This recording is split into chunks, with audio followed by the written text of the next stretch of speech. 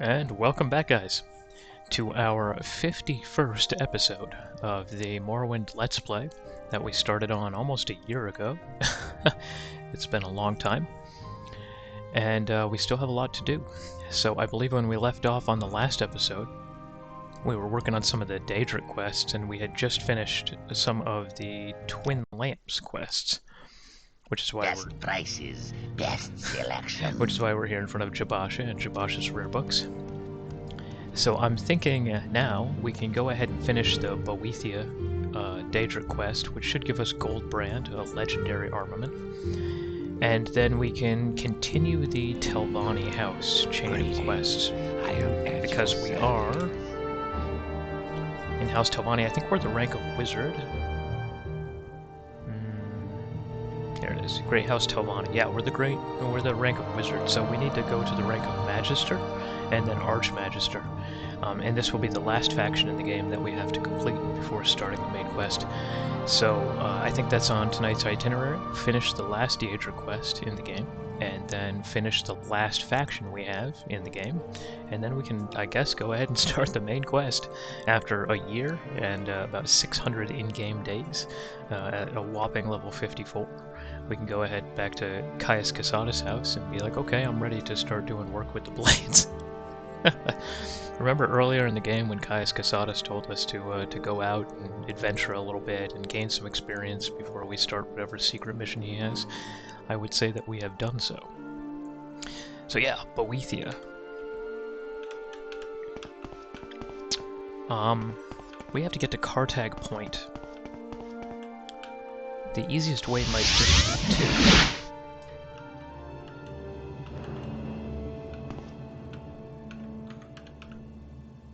We might just want to put this Daedric spear and this Daedric staff in there, just because they're very heavy and I don't want them in my inventory.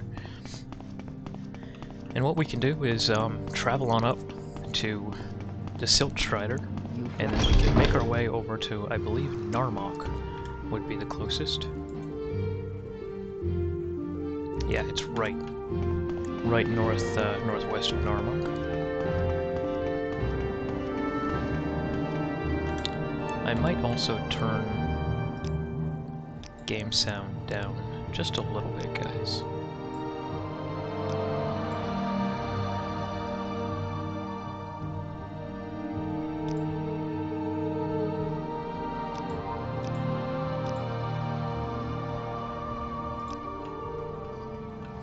I honestly don't know if that did anything.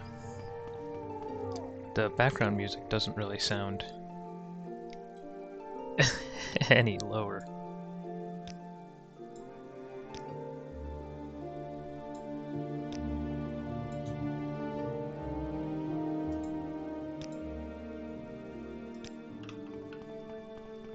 Let's see if that works.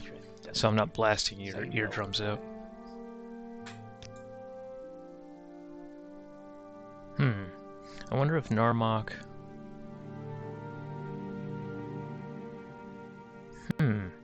Narmok might not even have a Silt Strider. We might have to go by boat. Which makes me wonder if there's a Vivek boat nearby that we could use. Or we could just run up from Seydenine again. Which we just did once before. Oh, look at that sky poking through the trees. Love it.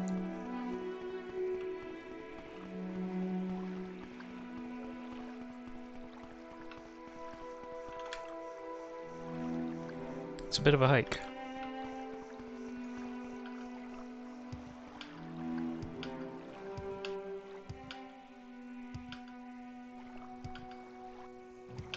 Yeah, my footsteps are much quieter now. You can't even hear when we're landing on the ground.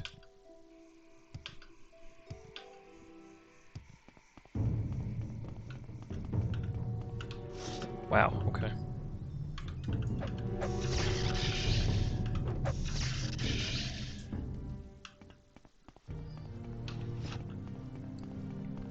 Every cliff racer in the game decided to swing on by.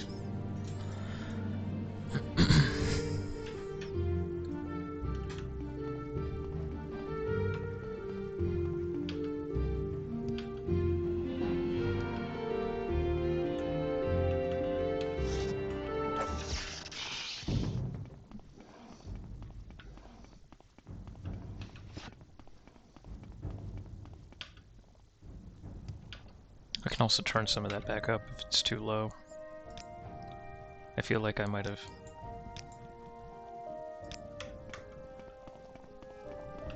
made it so you guys can't hear it at all.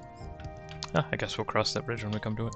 I'd rather it be too low than so high that I'm blasting you guys.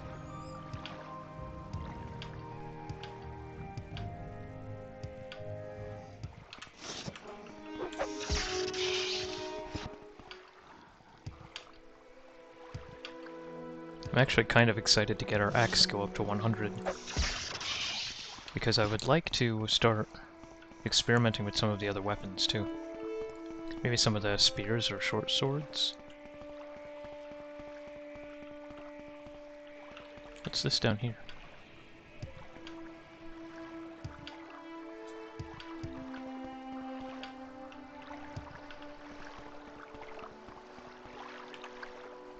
Ah, they're outlaws, they're pirates. Background. A blade for hire, so she's a mercenary.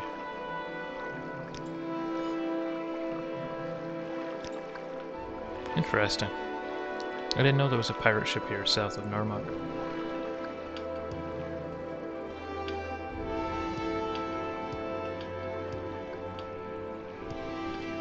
I wonder if that little spot is quest related. It very well may be. Okay, we'll just wait for an hour, just get our fatigue back. Oh, we have to take the boat, right?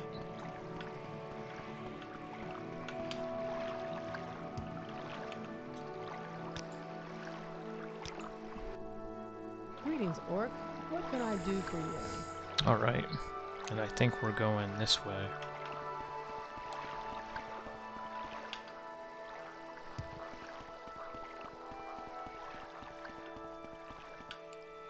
Okay, I think I see some scaffolding on Cartag Point.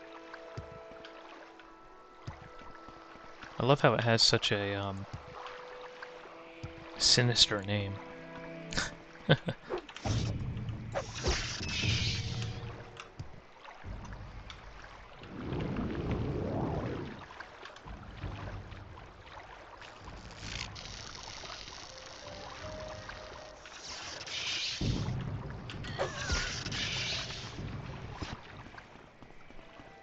And we have arrived. Not done yet. Soon though. You go away and let me work now. Can't work with people watching. Sometimes I don't even watch. Big rock, you know? Okay. So he's not done yet. We're gonna have to go somewhere. I don't know how long it's going to take. He said a couple weeks, but I don't know if that's literal. It's been about a week because we did all of the Jabasha stuff.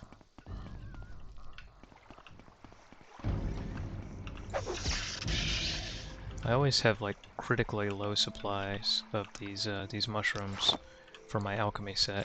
Not that I've done much alchemy, but we should really start doing some more.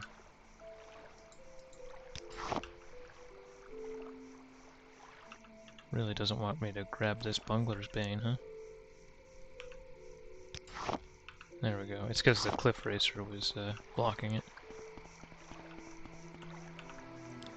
Bungler's Bane, it has Dispel. So all I'd really use that for is Dispel potions. This is Water Walking, although it does have Poison. So I suppose we could make poisons out of it.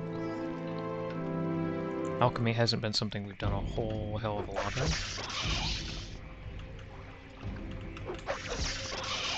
Dead Guar.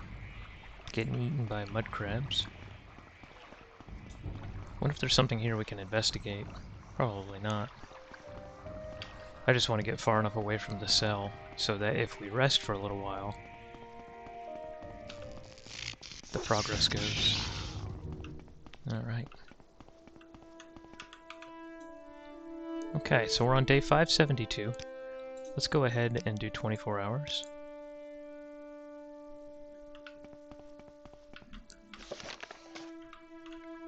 But we have not gotten any kind of journal entry.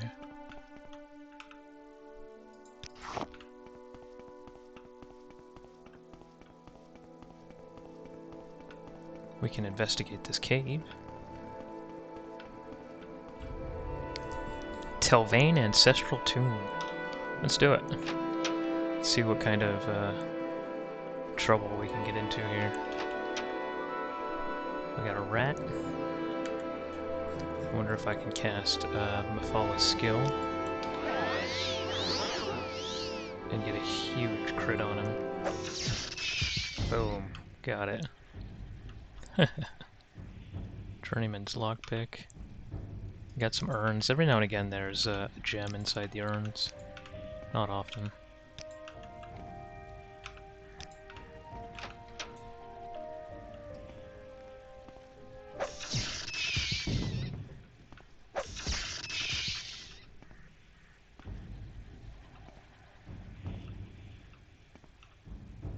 Book of Rest and Endings. Obscure bits of cult mumbo-jumbo. The ritual for ending of Wrathmen.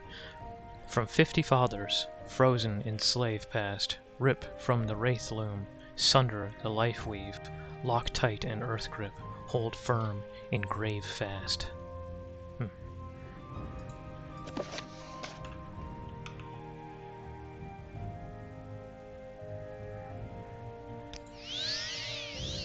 Alright, we got a blessing.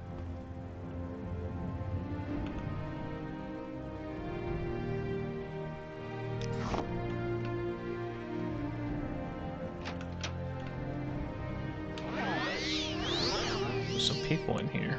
I wonder if they're hostile. Let's see. What, sir? Oh yeah, he's hostile. Alright, let's see if we can sneak around him with all of our chameleon and get a crit on him. Got him.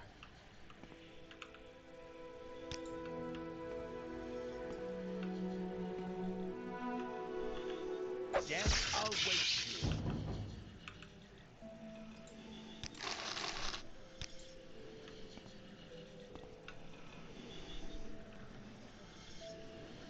Guide to Balmora. Random.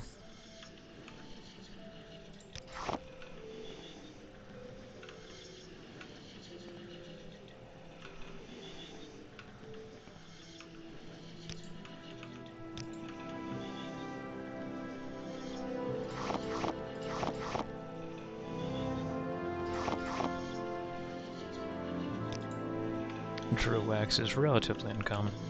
Alright, so this place is ours now. We own it. Might as well just sleep, right? Won't let us. Well, we can rest, and we can see if our shrine to Boethia ends up proccing some kind of journal entry.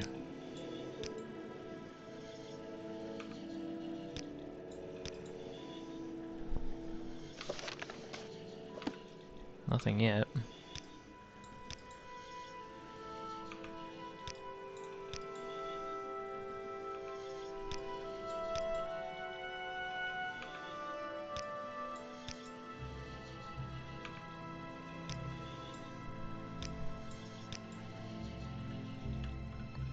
Huh. Alright, well, why don't we just restart the Telvani quest then, because I don't really want to wait forever here. You know? I don't know how... When he says a couple weeks, I wonder if he really means like 40 in-game days or something.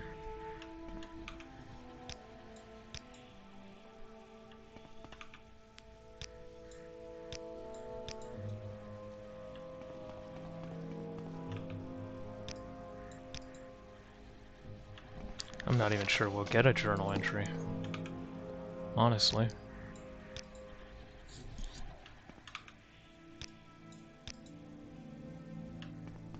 So far we haven't. Although this does give us the benefit of respawning a lot of the things in the world.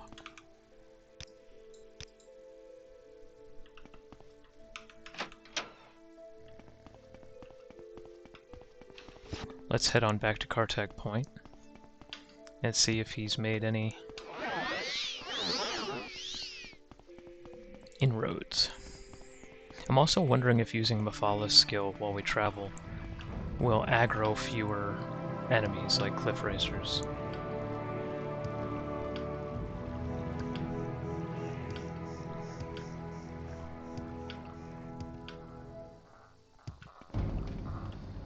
No, peace out.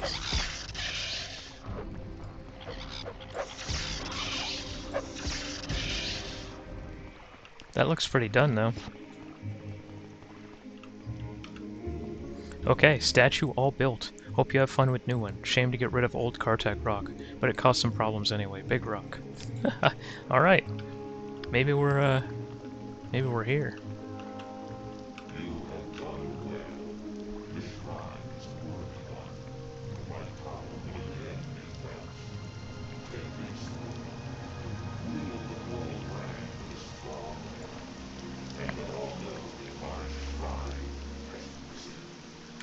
Okay.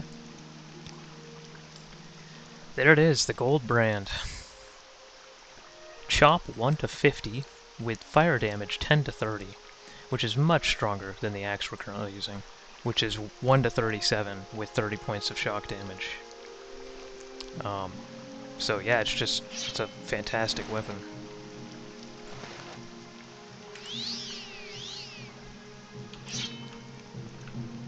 It looks pretty cool. I like that it's got the chopping animation too. It's relatively heavy at 40 pounds for a one-hand. It can actually be upgraded in a sort of hidden Easter egg way. It can become Elton Brand, and that's the name of an old NBA player for the Blue Devils, and that's the item code for Elton Brand in the game is Blue Devil. You have to have like a very specific amount of gold in your inventory, you have to be a vampire doing a vampire quest, and you have to have gold brand in your inventory, and if all of those things happen, it upgrades it to Elton Brand. And I think Elton Brand is probably the strongest weapon in the game. It's 10 to 60, but the cast when strikes gives you way more fire damage, it gives you attack damage, it gives you fatigue and stamina fortification. It's an absolutely absurd weapon. And yeah, probably overall the strongest weapon in Morrowind. But Goldbrand is the unupgraded form. That being said, super cool weapon. It's got a very unique model, and obviously it hits very, very hard. At the highest end, it does 80 damage in a swing, which is comparable to some of the biggest two-handed weapons in the game. So, Goldbrand is a fantastic choice. Glad we picked it up. Alright, so House Telvani, right? And to be honest, I don't even really remember where we are in House Telvani. Goldbrand, a truly spectacular weapon. Yeah, it is. It is.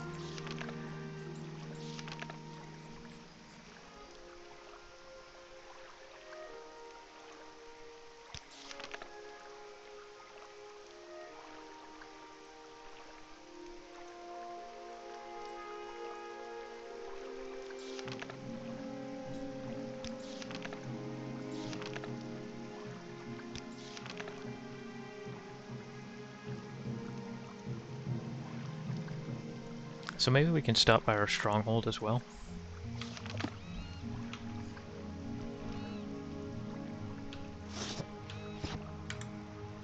Which I think is over here somewhere.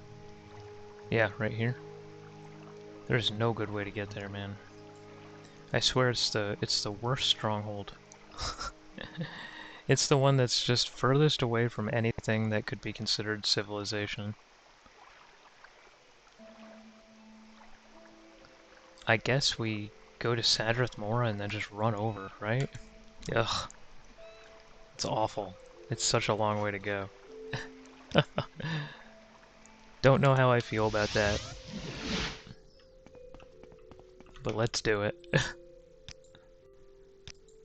I wish there was a faster way. And I know I guess I could mark that and then just recall there, but oh, that's terrible. I like having our nice central recall. It would have been nice if you can mark maybe 2 or even 3 locations. And I know there are some mods that allow you to have a list of marks and then you can recall to different ones. Or, you know, would have been cool, since it's a Telvani wizard tower, have a spell that you can get that summons you back there, you know? Have a spell that says teleport over its grave or whatever, and then you can always just teleport back to your wizard tower. And then you could have your mark recall be somewhere more convenient, and then you can always get back there easily, right? I feel like that would have been lore appropriate and more interesting. But the way it currently is, if you want to get back to the stronghold, you have to run forever. It's super inconvenient. So let's run on back to our stronghold, and see if the second stage is complete. I don't know what the third stage looks like, but maybe it's cool.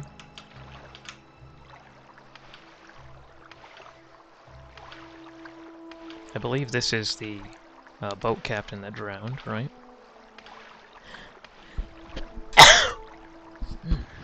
Excuse me. And the body is gone. Yep, after so long, bodies disappear. But I just no longer have a dockmaster for for that spot.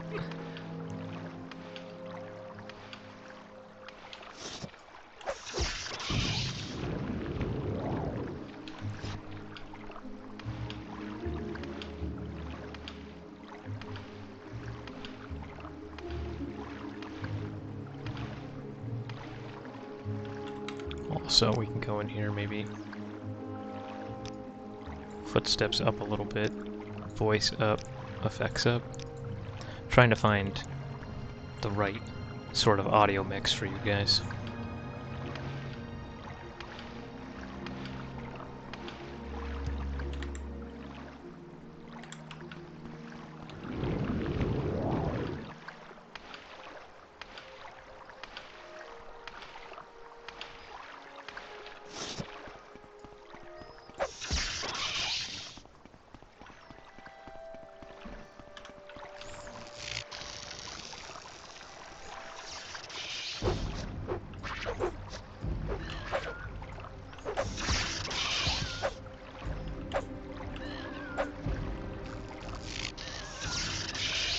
I'm more likely to miss my attacks because my fatigue was 0. Most of your success chances on various things, whether it's speechcraft or casting spells or attacking with your weapon, they're based on your fatigue level. So when you're completely out of stamina, you have a much lower chance of casting or hitting just about anything.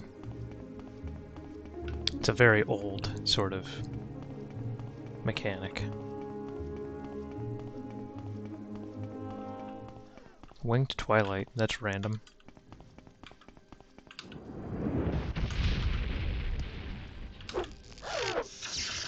Okay, we hit her with the 2 dots. Got some blocks on her.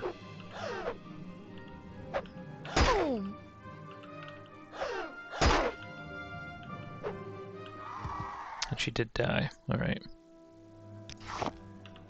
Wasn't sure if she died to the spirit knife and the electrocute.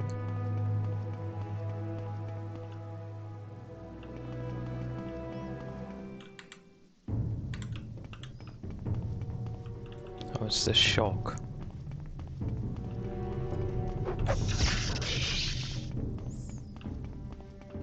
Alright, this is our stronghold, I believe.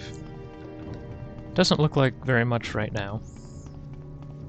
But maybe in its 3rd incarnation it'll be a little bit more impressive.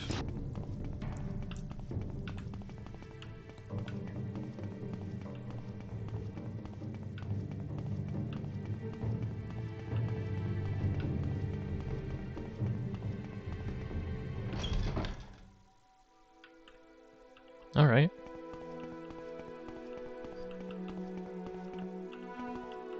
Okay. We got a chest now. With some master mortar and pestles and a good skooma pipe. So whoever's putting this place together thinks that that's what I'm into. And I suppose they're not super far off. Nice little bookshelf here, I like the lighting. There's no entry there yet. So we really need the 3rd stage of the stronghold for this to really open up, I suppose. Okay. Is there anybody we can talk to here? Is there like an architect on site? Warm greetings, Outlander. Care to peruse my spells?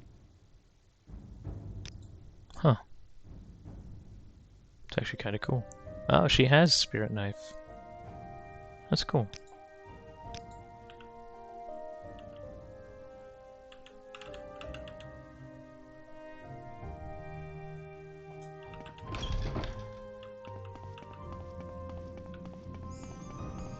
I don't think there's an NPC here.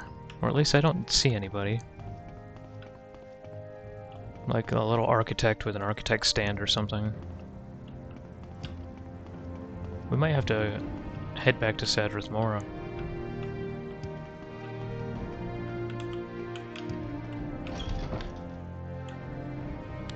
Gorvin Menas. Wizard of House Telvani, how may I serve you? She's got moon sugar here. Damn. We're a bunch of drug addicts.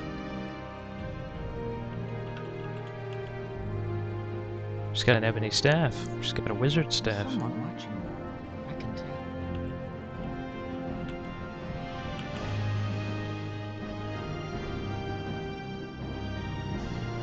She's got a loot. She's got some ebony boots too. Nice. And some raw ebony. And a spore pod. A very nice skooma pipe too. Ooh, and a grand soul gem. We're gonna take that. Yoink.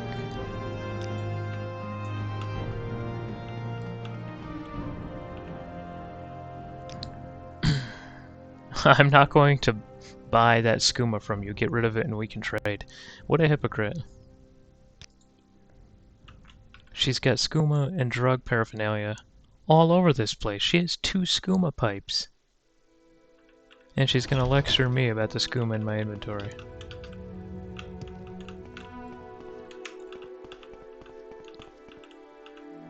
And then this is a staircase that goes to nowhere for now. Okay, so I guess head back to Sadrath Mora. We can go to the mouth place.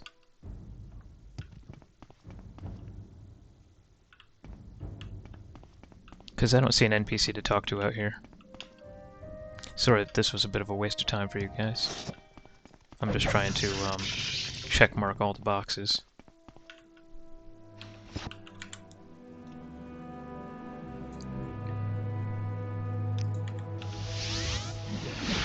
Sometimes that's Morrowind for you, though.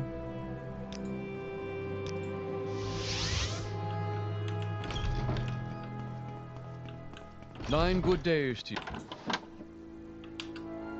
It's not like there's quest markers anywhere, you know, you don't really know where you're going most of the time. You just kind of have to guess. And my journal entry says, the second stage of my stronghold should be complete, which implies to me I should stop by my stronghold and maybe talk to somebody. But that is not the case. Did not have to do that.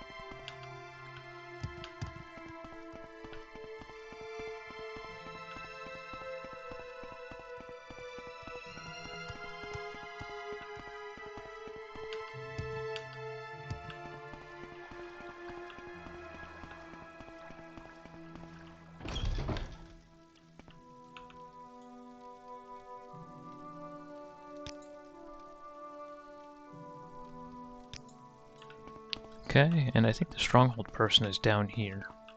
Down this frickin' maze. And I have kind of a hard time fitting through, because orcs are a little tall.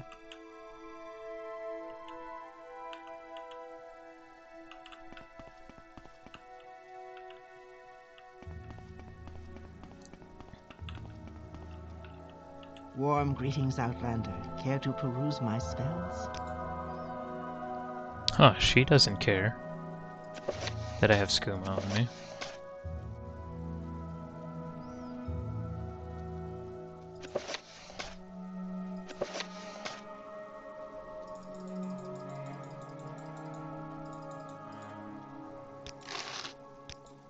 Cool, she accepted my offer.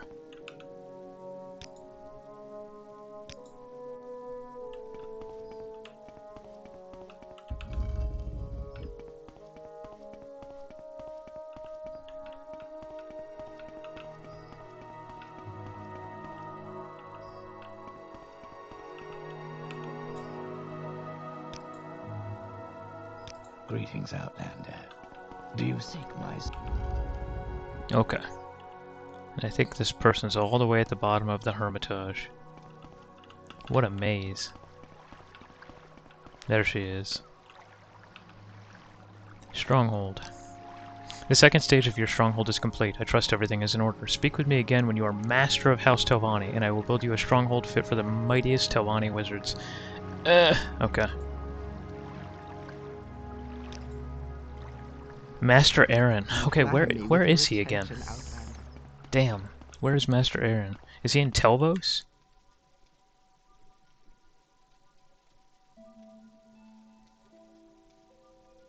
Telmora?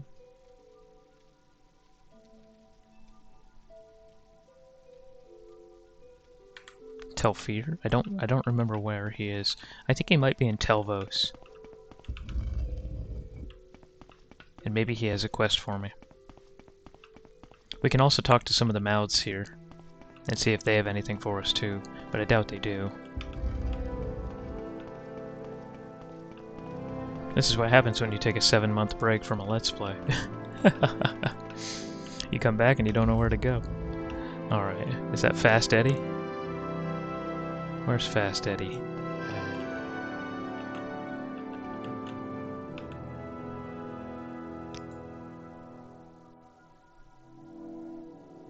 Archmaster Gothrin is in Tel Aruun.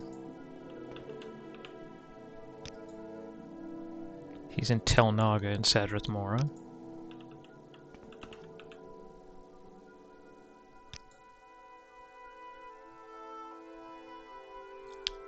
He's in Nissus. Okay, so yeah, it's gotta be Telvos. Alright, so now we have a heading. Now we know where we're going. Can I make this jump? I cannot. Ho ho ho! Acrobatics to 89, and that's what gave us our level. Yeah, buddy.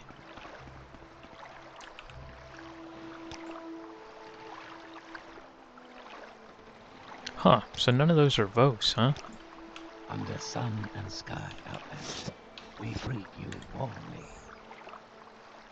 I guess Telmora? Does he bring us to Telmora? He does. Alright, it's gonna have to be close enough, I suppose. What do you want, Outlander? Okay, I remember now. A little bit.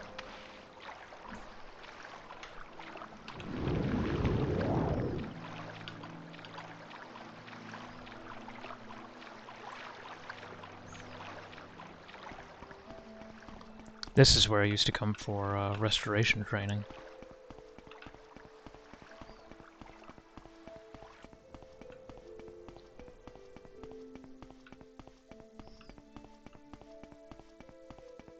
It's up there. Maybe. And I think I always pick this stone flower too.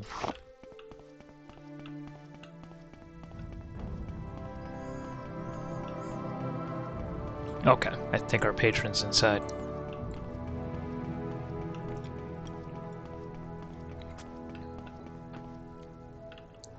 I think we normally levitate up, right? Because this place is a maze and I actually don't know where to go.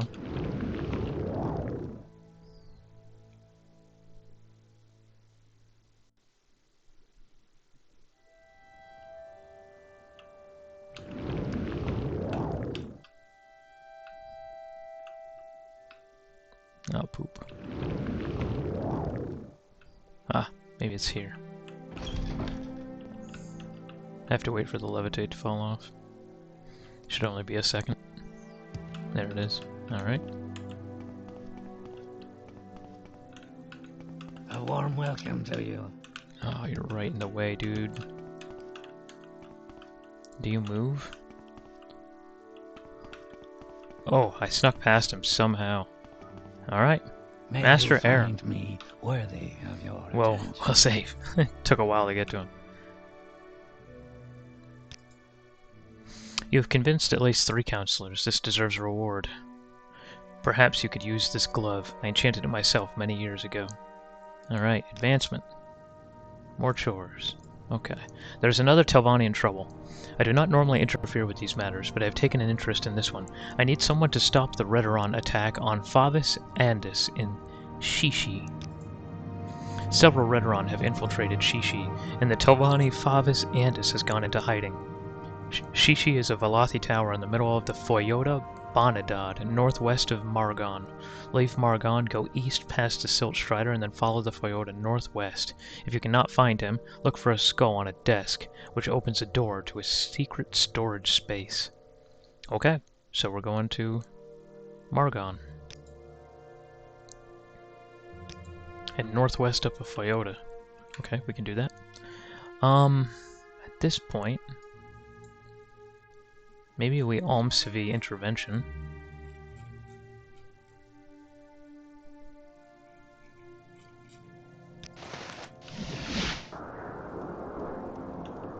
Okay. Put our Necromancer amulet back on.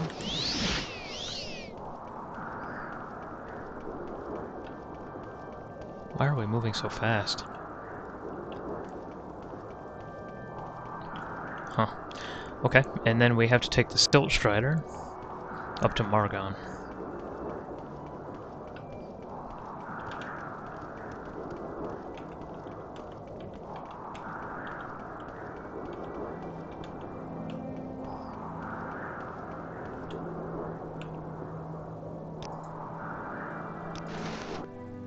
Where would you like to go? Okay, we go east past the Silt Strider.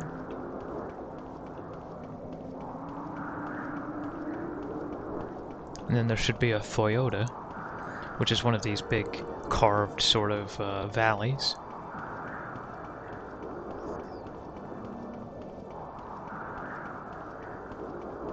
And when we get to the Toyota, we want to go northwest.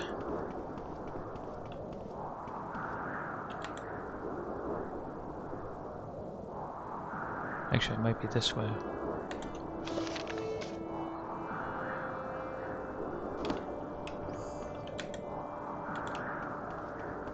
Yeah, we have to see if there's a left-hand turn up here anywhere.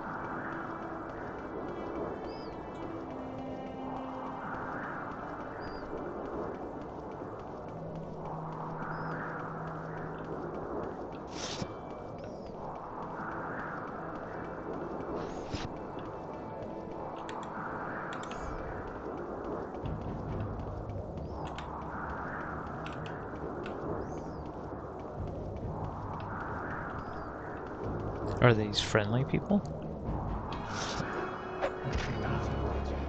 They are not. Okay. Poison Flask.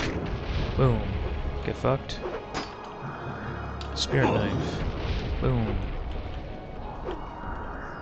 You inward.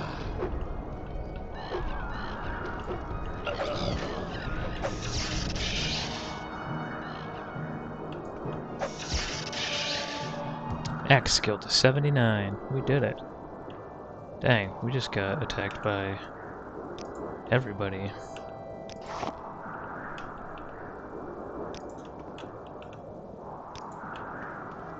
Wonder if they have a chest here somewhere. They do. 25 gold in it. They came to the wrong neighborhood. Don't know what else to say.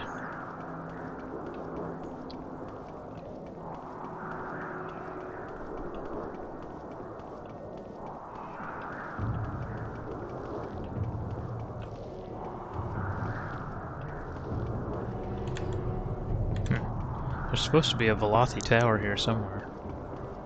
So far, I'm not seeing it.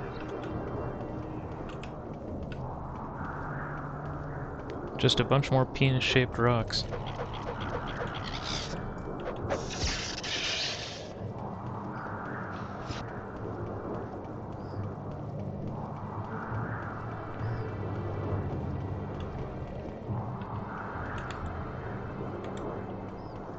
Well, we are firmly northwest of Margon now.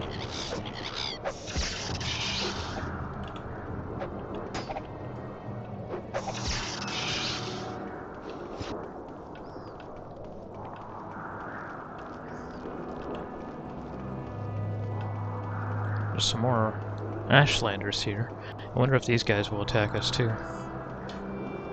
There's 4 of them, or 3 of them, so I hope not. You will die!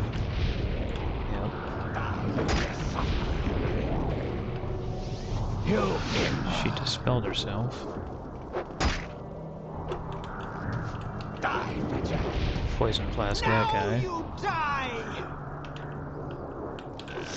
He's dead. She's dead. Alright.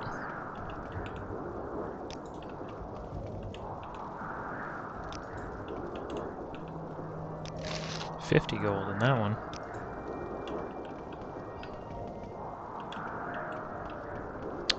But we still have not found this Velothi Tower. Huh. We can search over here a little bit.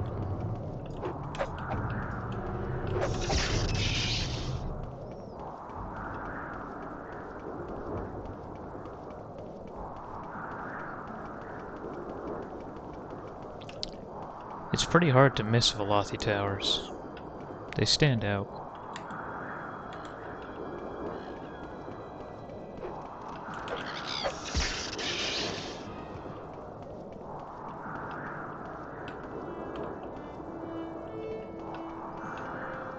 So maybe we come up here a little bit more. We just go northwest from here and see if we can end up locating a tower.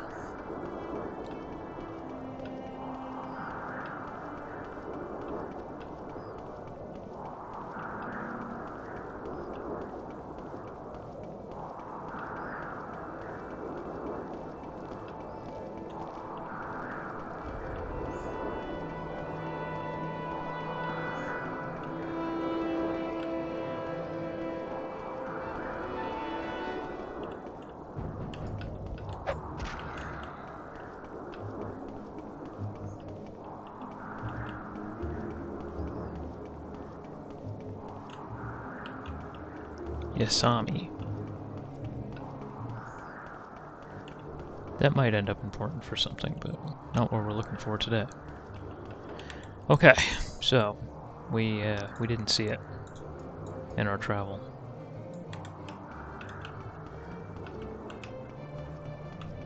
At least the dust storm is fading, so that gives us a little bit better visibility.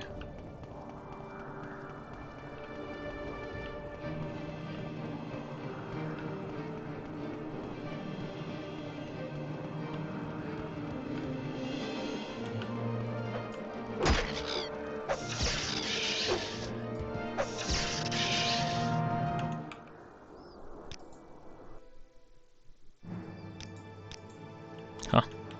Didn't really think I'd level there. But we did.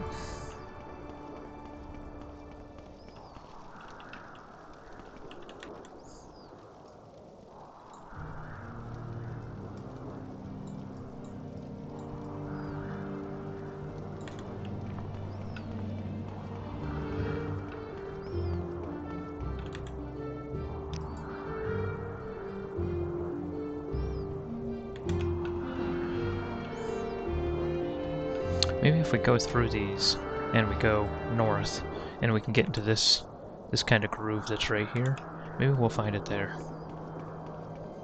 That's my hope anyway.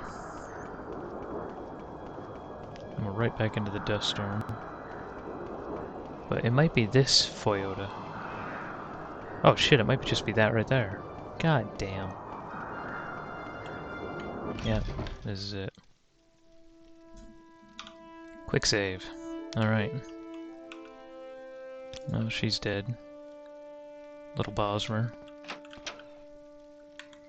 Let's go ahead and put on Mafala's gift. Mafala's skill. Now we're sneaking with Camo.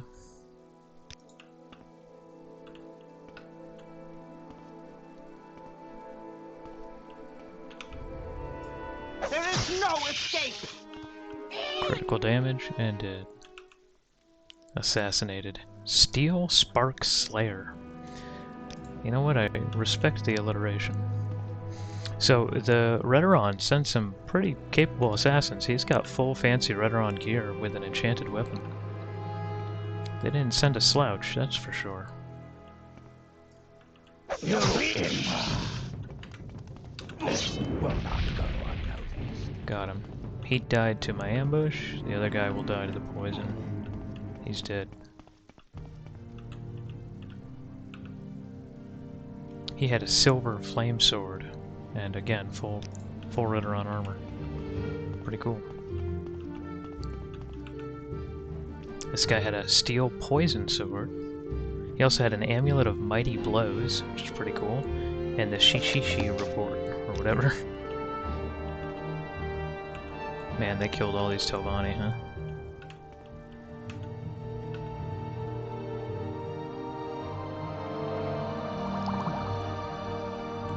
They said there was a skull on the desk. Yeah. Oh, we'll definitely take the alchemist's formulary. For sure.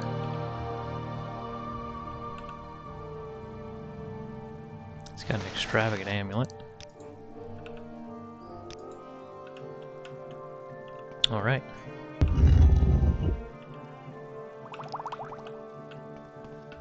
That opened a secret passage. There, probably. Aha! May you find me worthy of your attention. I'll deal with you, thief. Fuck. Charming touch. Calm humanoid. There you go. Sorry about that. There we go. Admire you. Alright. You have killed Veremacellus? Excellent. I can handle the other Redrons on my own. I will tell Master Arian that you assisted me. You might find these books of interest. I've already studied them. The Lunar Lorcan and Hypothetical Treachery. Alright, let's get out of here.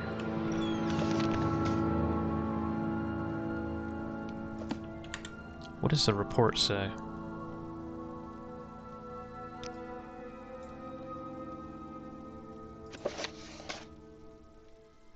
You cannot read during battle. Oh. That guy still thinks I'm hostile?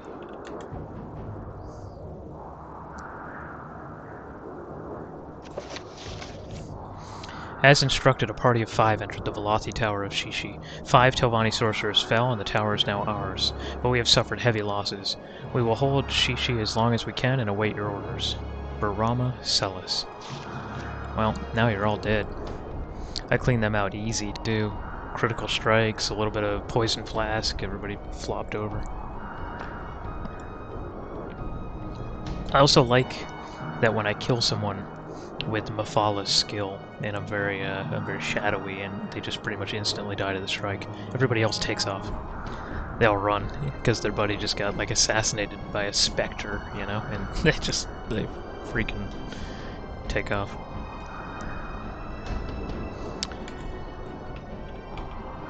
Alright, so we should be able to return to Telvos at this point. Hopefully stealing that potion from him didn't do anything.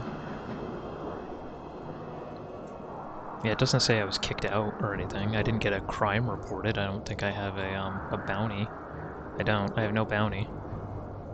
My reputation is 64 now, so something that I did gave me a reputation point. We're doing it, guys. It felt like we were hard stuck on 63 for a long time. Alright, so let's go back to Balmora. And let's go to Sadrith Mora. And then what we have to do, you know what time it is. We have to go level our enchanting a little bit. Please. And I know. I agree. It's a pain in the ass. Not looking forward to it. But we might as well just get it over with. Get it done.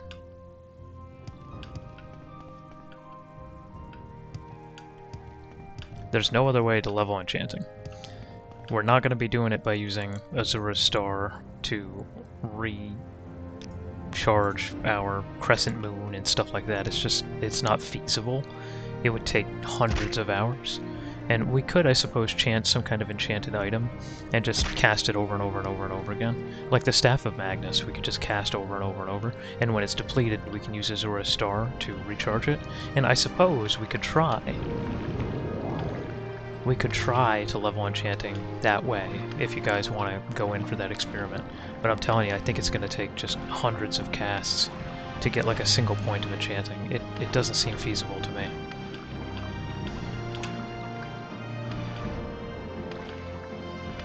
But yeah, leave a comment, guys, if that's something you want to see me try.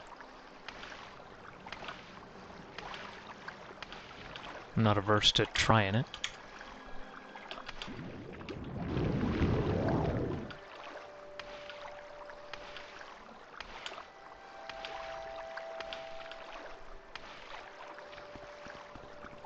That's where we're headed. Perfect. We'll probably have to kill everything inside again, because we took so long with that Boethia's Glory quest that I think we reset just about every monster in the game at this point. The world is alive again.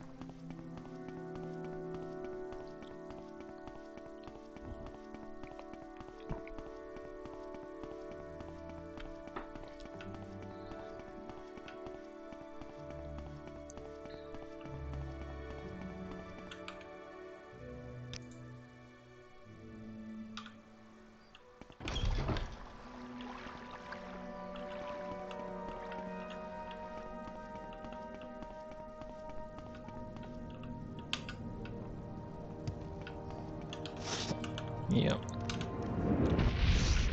Okay, we'll hit him with the poison flask. He shielded himself. Poison killed him. As expected. We'll take his heart.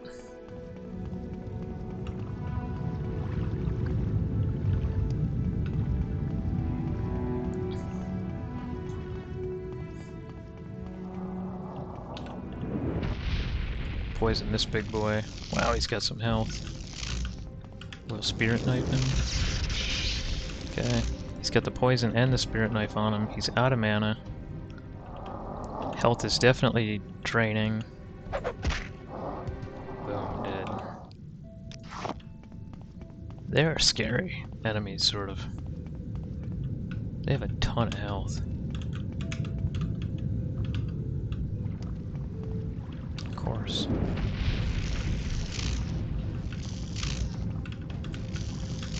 Of course. Alright. This isn't exactly what we're looking for.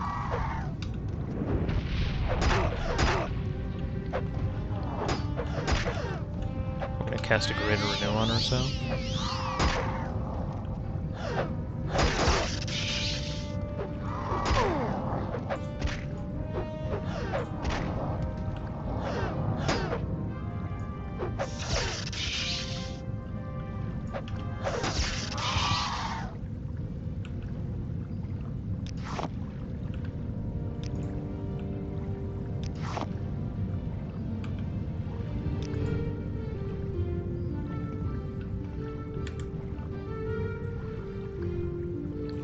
So we gotta sneak up on the guy. We'll use Mafala's skill.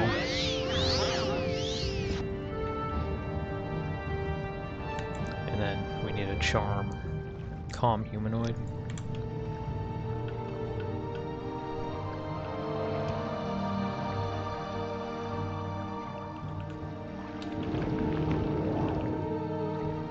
Huh, he's got 2 Grand Soul Gems. I didn't even know that.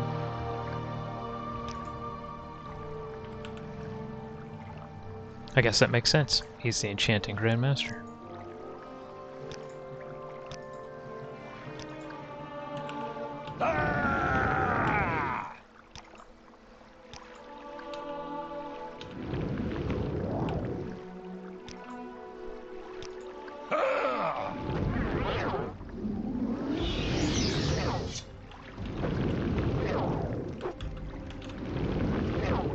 What did he do to me?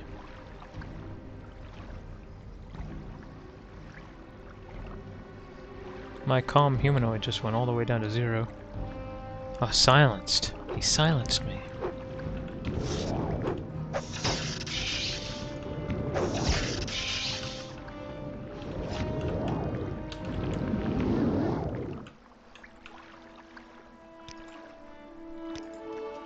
I didn't think he could even do that. You haven't a chance against me.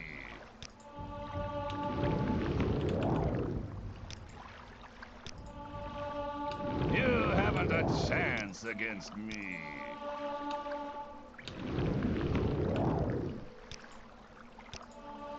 Beg for mercy, snowman.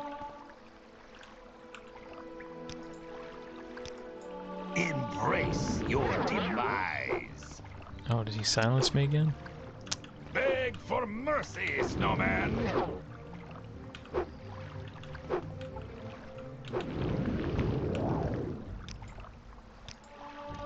I shall enjoy watching you take your last breath.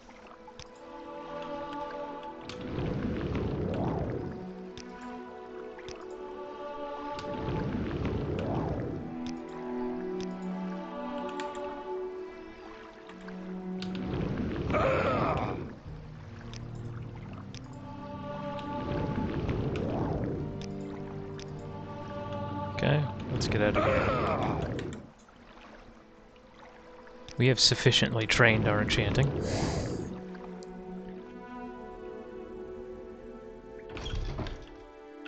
Alright. Now let's go to Vos, which is pretty much just straight up this way.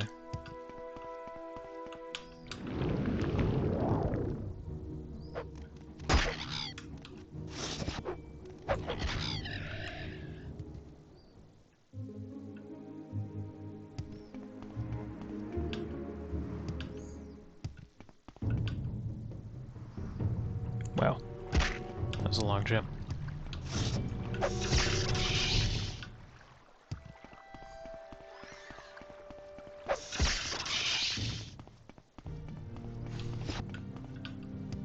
Just getting those drive-bys on those mud crabs. Try to level our axe a little bit.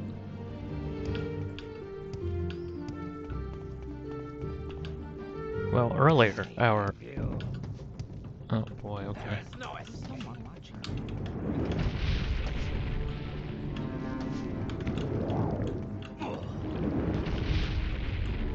I don't know if that'll kill her or not. Did she just summon something on me? Stupid!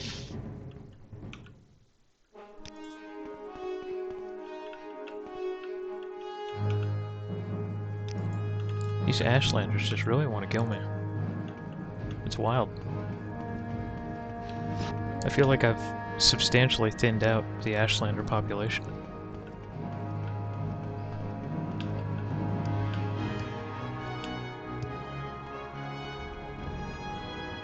Is that a golden saint? Just random?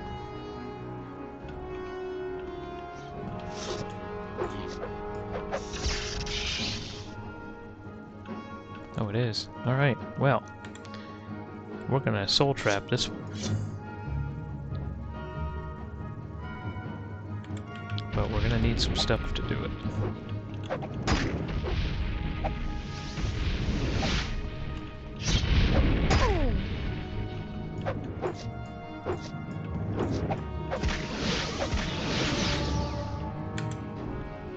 Damn, did we trap that in a Grand Soul Gem? We did not. We trapped it in a Greater Soul Gem. Okay.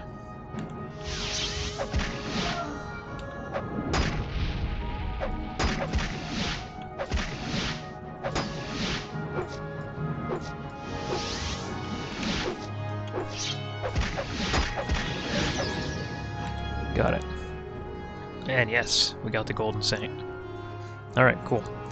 Whenever you come across a Golden Saint, you really want to see if you have a Grand Soul Gem to soul trap it, because the Golden Saint in the Soul Gem allows you to make really powerful constant effect enchanted items, and it's just generally really strong to have. Unfortunately, I have a full AMH knock in this one. I didn't do that. That's not my doing. I found it that way. So don't blame me for that one. But we did get the Golden Saint. Our short blade is pretty bad. It's 51.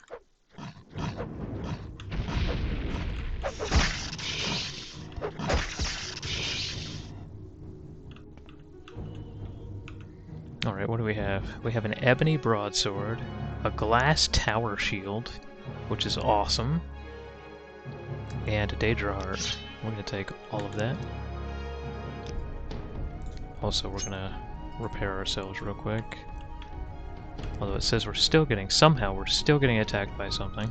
We've killed a Shulk, an Alit, a Guar, and a Golden Saint. And yet we are still somehow in combat.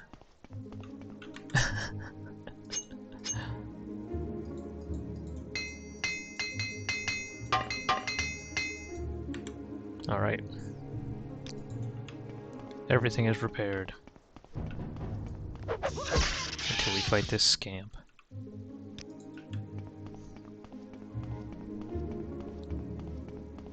One of the more annoying things about Golden Saints is that they spam dispel themselves.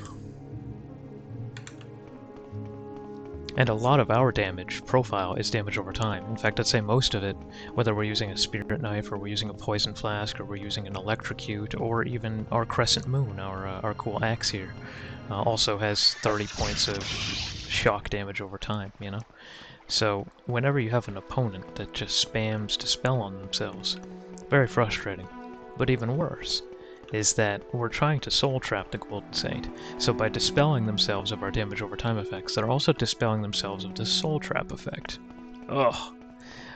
So you have to be kind of careful when you're fighting them if you really want that soul trap, because that is an effect that is placed on them. It's a status effect that they can dispel off. And as they're spamming Dispel on themselves to get off our Electrocute, Spirit Knife, Poison Flask, or our Crescent Moon debuff, whatever it is that they're removing, they're also removing that Soul Trap effect, so... irritating.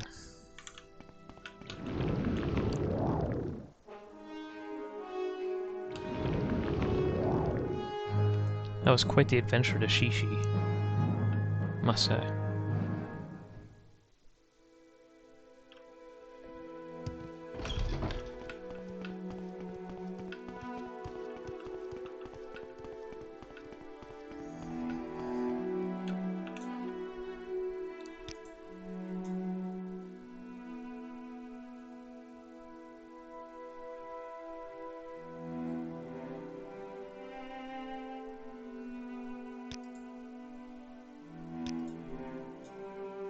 If you wish to become a master of House Telvani, you must have someone to represent you in the Telvani Council Hall.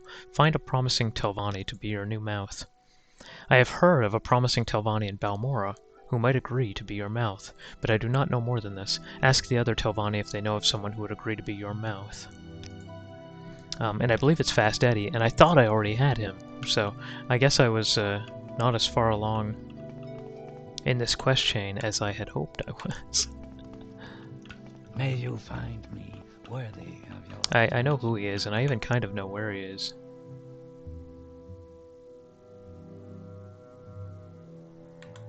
So if we want, we can just recall back. Because unlike 99% of the quests that I do in Morrowind, I know this one. I know who Fast Eddie is. Okay, we'll go to local map, and we'll search for Fast Eddie's house.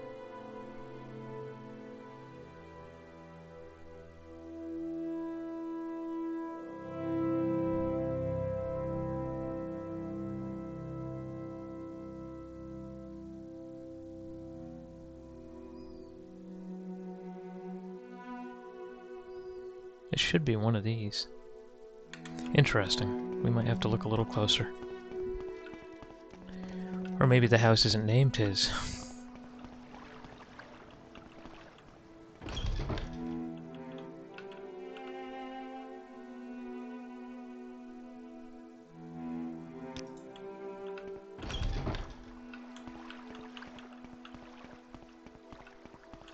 There it is, Balmora, Fast Eddie's house. He lives on top of Etan. This is the guy. Let's go ahead. His name is Ed Themin. How may I serve you? You want me to be your mouth? Yes. If I'm your mouth, you'll be my patron. You'll need to give me the silver staff of peace. Well, shit.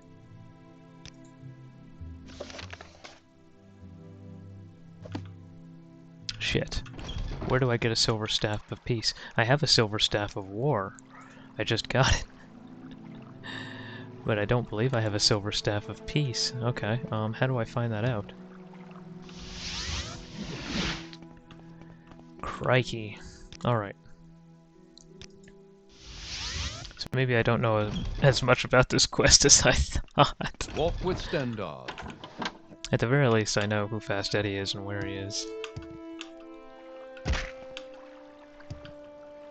I wonder if the Telvani wizard in here knows anything about it.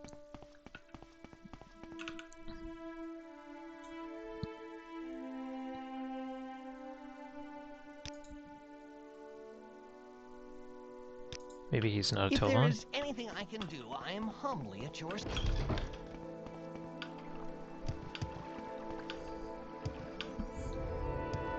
Something about a silver staff of peace. I wonder where I get one of those. Is that something that I can just pick up somewhere, or do I have to do a quest for that? Do I have to kill someone and take theirs, which would be very ironic given the name.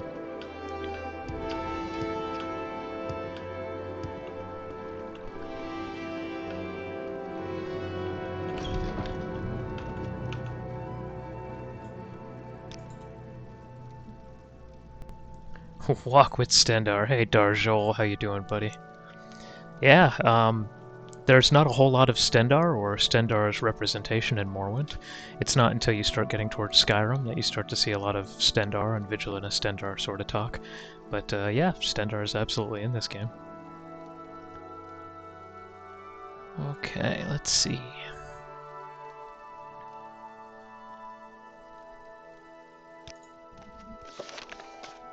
In order to become master in House Telvani, I must find and recruit a mouth to represent me in the council, and she doesn't know anything about it, so we'll go downstairs here real quick and see if one of the people down here knows a little bit more about how to recruit a mouth. Maybe Maraso Saran can tell us a little bit more. Nope. She cannot. No, Khajiit speaks of Srendar, not Stendar. Oh, you know what? I misread that. You're right. Srendar. Yes. I read it as Stendar, sorry. They, in my defense, they're pretty close. And with the font that I have on my my OBS, that T looks a little like the apostrophe. Yeah, Srendar. Oh, so Elsewhere soon, right? In 2032, we're going to be playing the Elsewhere expansion. Maybe 2035. Maybe I can play it from the nursing home. What do you know about mouths, dude? Holy crap, who do I talk to about this? None of these people seem to know much about how to recruit a mouth. Okay. What about this sharply dressed man? He knows. Gala Rothan, of anybody, is gonna know how I recruit a mouth. Do you wish to? Because she waits for Project Tamriel elsewhere. Yeah. Is that like a mod, or is that a community-based project? Project Tamriel? Is that like the ones where they add giant parts of the world to Skyrim as like expansion mods? Because I know they've done a couple of those. I haven't played any of them, but my poor Skyrim has 2,600 mods right now. So I don't think it could handle much more. Mouth. The Telvani mouths are in the main council house. Oh my god, everybody's telling me where the mouths are, and not how to recruit one. Wild, okay.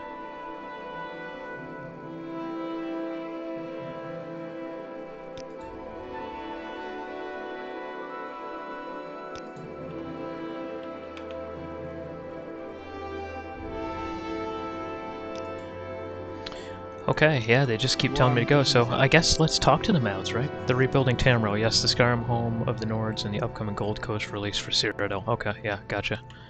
I mean, hell, that'll probably be done a hell of a lot before the Elder Scrolls 6 at this point.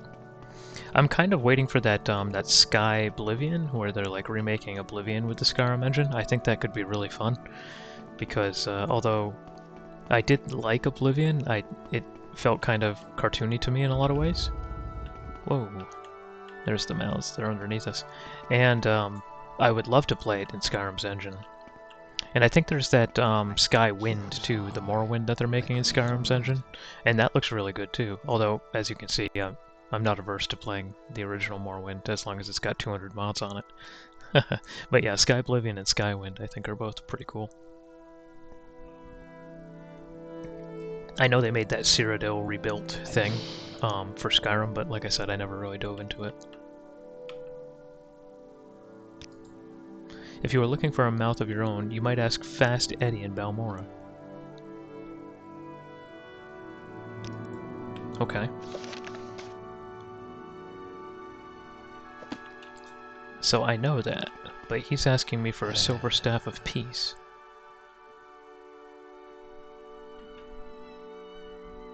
This one. Yeah, I mean, it's not great. It's not terrible with mods. Like, this guy doesn't look awful. His outfit looks okay.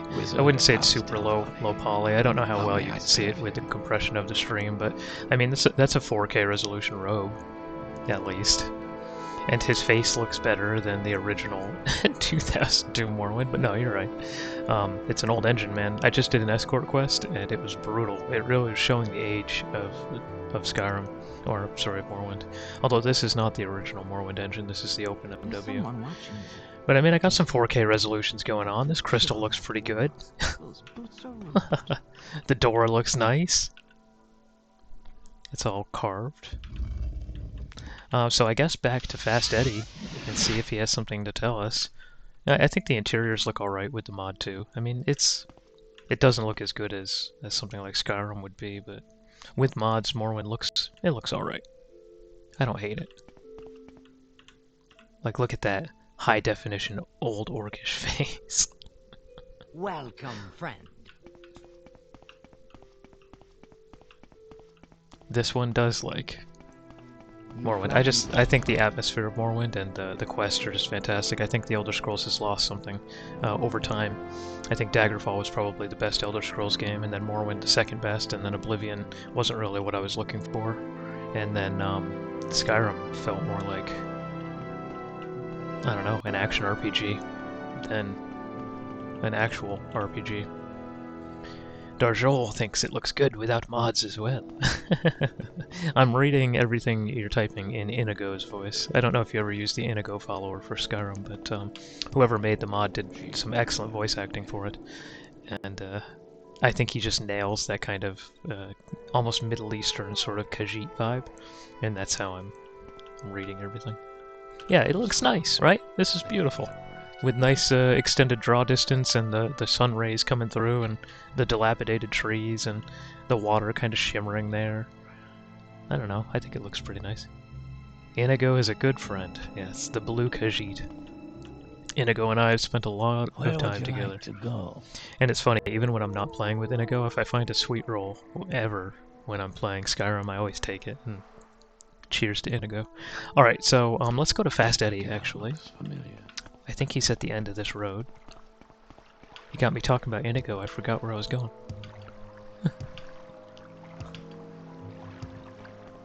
I have a new PC coming. I spent about $3,500 and I have a custom built one being delivered to me. And it's got the RTX 4070 Ti in it, and it's got a crazy processor, and it's got like 64 gigs of RAM, and it's super powerful. So I'm thinking whenever I get my upgraded computer, I'm going to go ahead and restart a Skyrim Let's Play. And I don't know if we'll have Inigo join us, but we might. Alright, Fast Eddie, we found him. A warm welcome to you. Yes.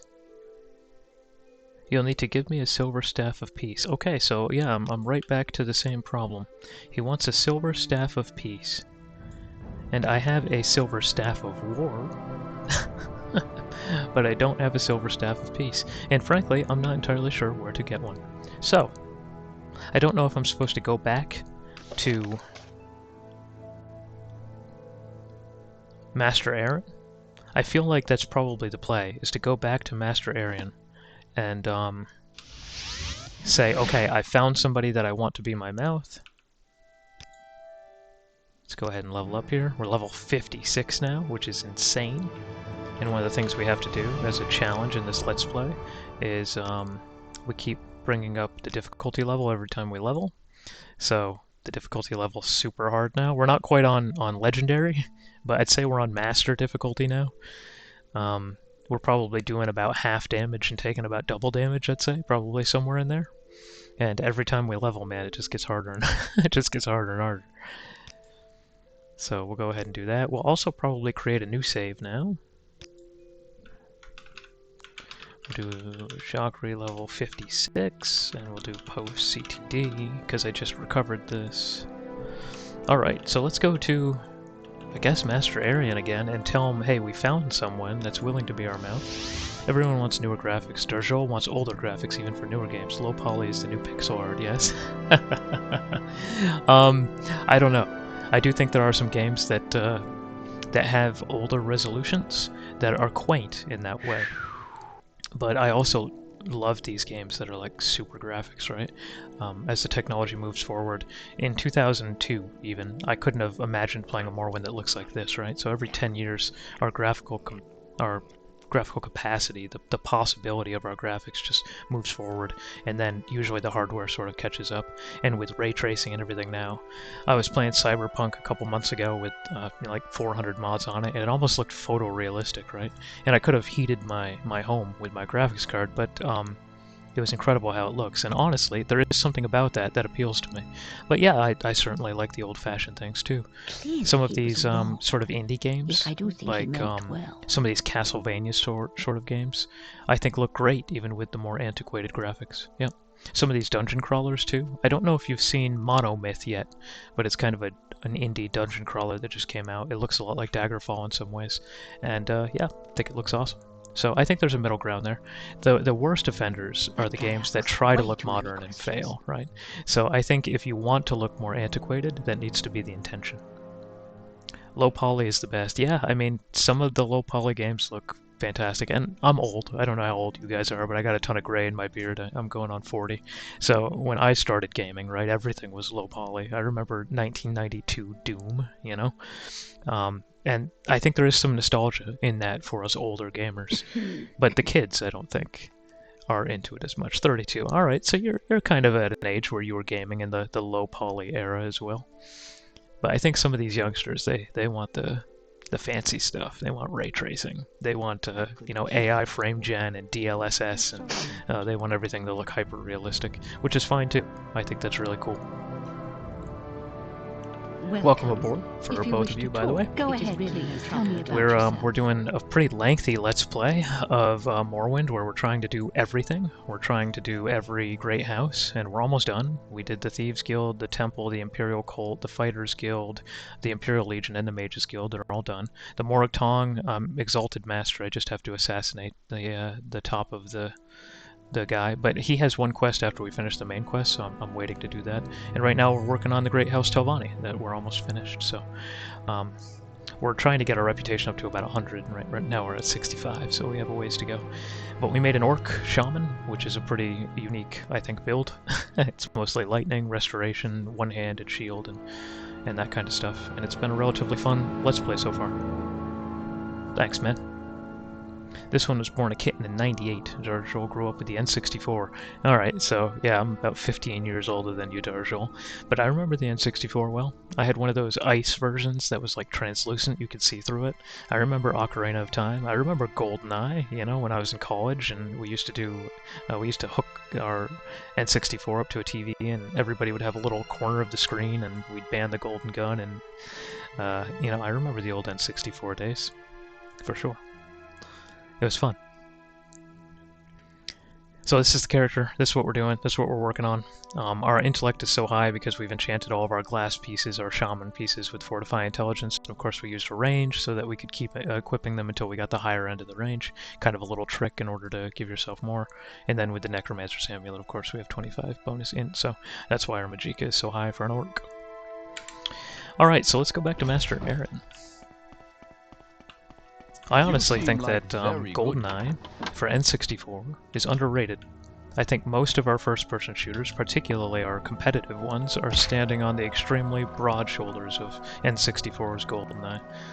I mean, I played in the old FPS days when we had Doom and the original Team Fortress and the original CS, you know, the original Counter-Strike when it was still a mod from Team Fortress, and Unreal Tournament, if you guys are even old enough to remember that.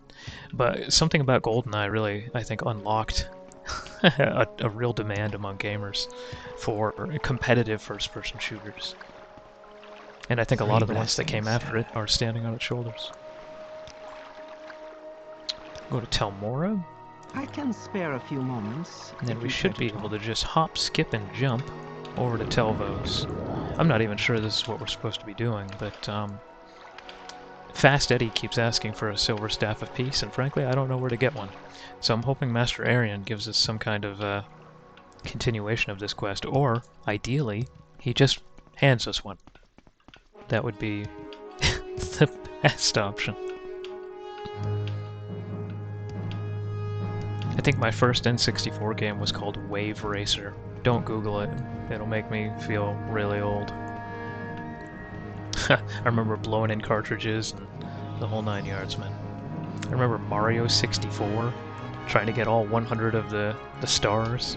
Oh man. Oh, that was not a levitate spell. I alphabetized all my spells by school, so A for alteration, C for conjuration, D for destruction, I for illusion. It just makes it a little bit easier to find my spells when they're kind of alphabetized a little bit. I don't know, maybe that's a little anal. Ignition? I'm not familiar with that. I'd have to look that up.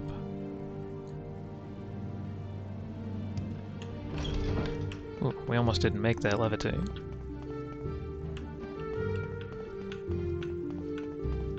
Okay, hopefully, we'll quick save here.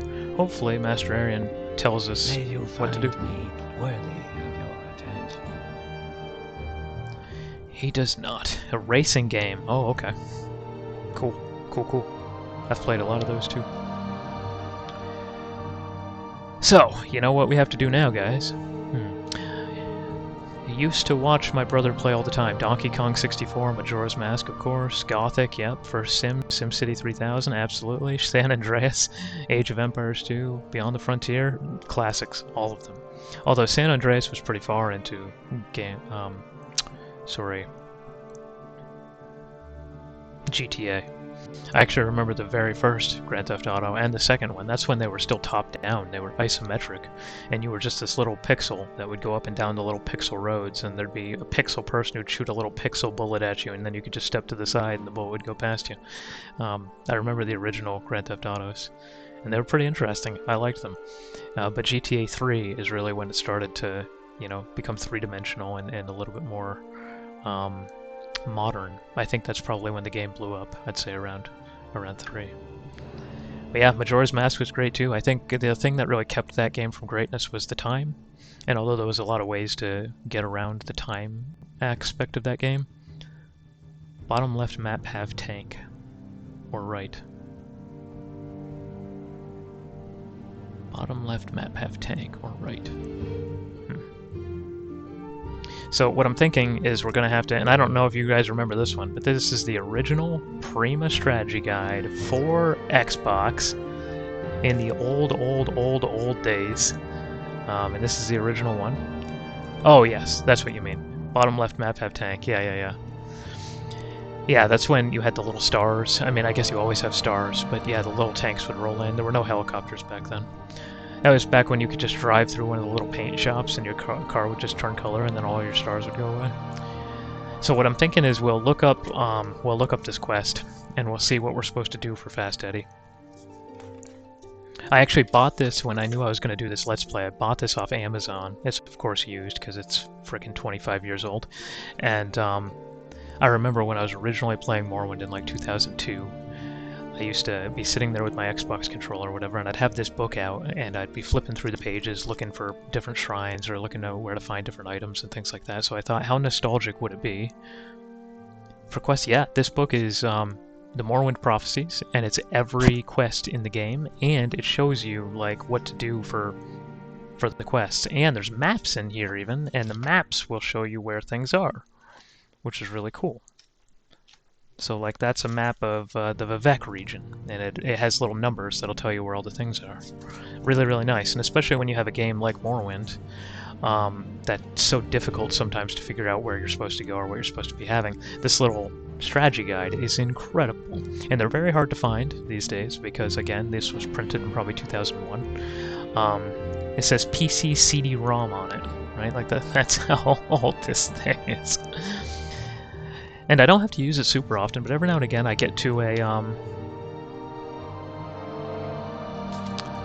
portion of the quest that I just don't know how to do. So, okay, recruit Eddie. Here we go. We're on page 174. It turns out, after you filtered the collective wisdom of the Telvani, that this candidate is Ed Themin, aka Fast Eddie, or aka Eddie the Rat. My protege is nicknamed Eddie the Rat. If he's still in the game, Caius Casadas, your first mentor of the main quest, will provide a succinct rundown on Eddie. He's a former Telvani wizard who has gone Imperial and joined the Mages Guild. Casadas says the would-be mouth is colorful but unreliable, but a great source of knowledge. About the CD in 2014, I love the paper map. I have it printed out a bigger one and have it hanging in my apartment. You have a... I mean, I guess a guy who's named himself Darjol and comes into Morrowind streams cosplaying as a Khajiit. It doesn't surprise me that you have a map printed out of Morrowind in your apartment. But yes, I had one too, back in the very old days, like 2001 or 2002. I had that paper map also taped up on a wall. I guess it wouldn't surprise me that you do, though. Okay, visit Balmora and drop in on Eddie. He'll agree to serve you as master. In return, you have to give him a silver staff of peace you were given at Aaron at rank 4. If you misplaced it or sold it, you can buy him a new one. Okay, so where do I buy a silver staff of peace? So, interesting. I was given a silver staff of peace as a quest reward when I turned rank 4. Just like I've been given this silver staff of war now. But goddamn, what did I do with it? He says I can buy a new one, but who can I buy a new one from? Is there a vendor that I can go to that'll sell me a silver staff of peace? Yikes.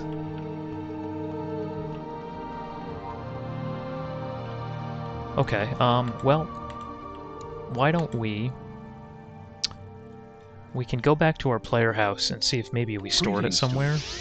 That would be the best case scenario, is that we stored the silver staff of peace. The problem is I've been doing this Let's Play on and off for about 7 months. We're about probably 80 hours in. We have hundreds of saves. It's hard for me to remember what I've done with every piece of loot I've gotten, you know? So in this particular game, what we decided to do is use the Balmora Council Club as our player house, since we had to kill everyone inside it anyway as part of the Thieves Guild.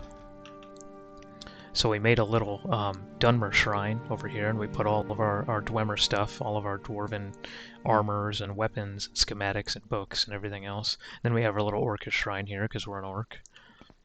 And then we made our little Daedric shrine, and we put all of our Daedric weapons and stuff like that. And then here's all of our Bloodworm Helm and Helm of War and Bearclaw, Ebony Mail, Lord's Mail, Staff of Magnus, yada yada yada. And then in here, I'm thinking, in one of these chests, maybe I placed the Silver Staff of Peace. And if I didn't, we're screwed. But I don't see it. Well, I should probably keep the Silver Staff of War, huh? But yeah, it's not in here, guys. God knows what I did with it. Ah, thank you! Yeah, I kind of put everything together. This is all my alchemy ingredients here for when I make potions, and this is just kind of my catch-all chest that I throw everything in that I'm not currently using. But I'm not seeing my Silver Staff of Peace. I still have my Wizard Staff from the Mages Guild. I have Shimsil still. I have the Sword of White Woe in here. I have Trebonius' staff, but I don't have a Silver Staff of Peace. That's really unfortunate.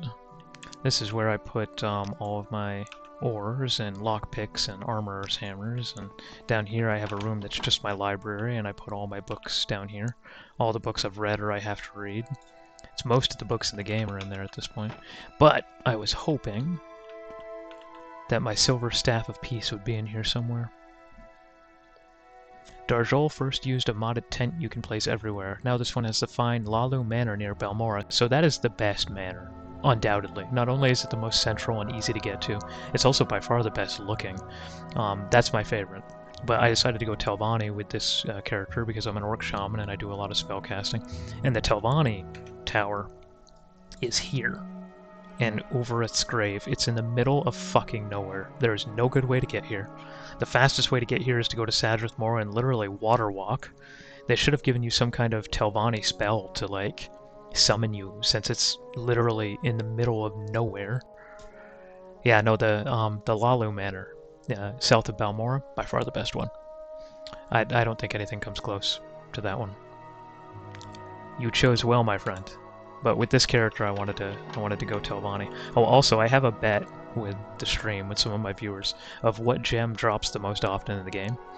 And this is every diamond, emerald, pearl, white and black, and ruby that we've gotten so far in our playthrough. And so far, diamonds are surprisingly winning at 49. Rubies are at 44 and emeralds are at 38, so I don't know if you guys care about the betting, but so far diamonds are surprisingly winning. And that's our bitter cup up there too. Alright, let's put some of these away while we're here. We need to make some more potions soon, to be honest. We don't use them super often because this character is quite powerful, but when you need them, you need them.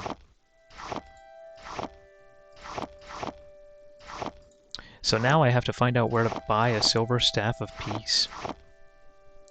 And frankly, I have no idea. We're gonna have to look that up.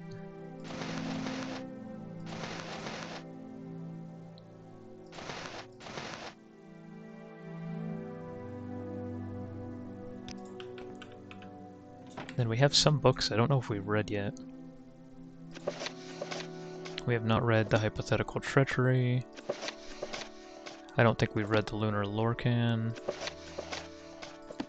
We did read that one. Okay, so let's put those away. And then I'm gonna have to probably Google it. Unless one of you guys wants to Google it for me. Where do I buy a silver staff of peace?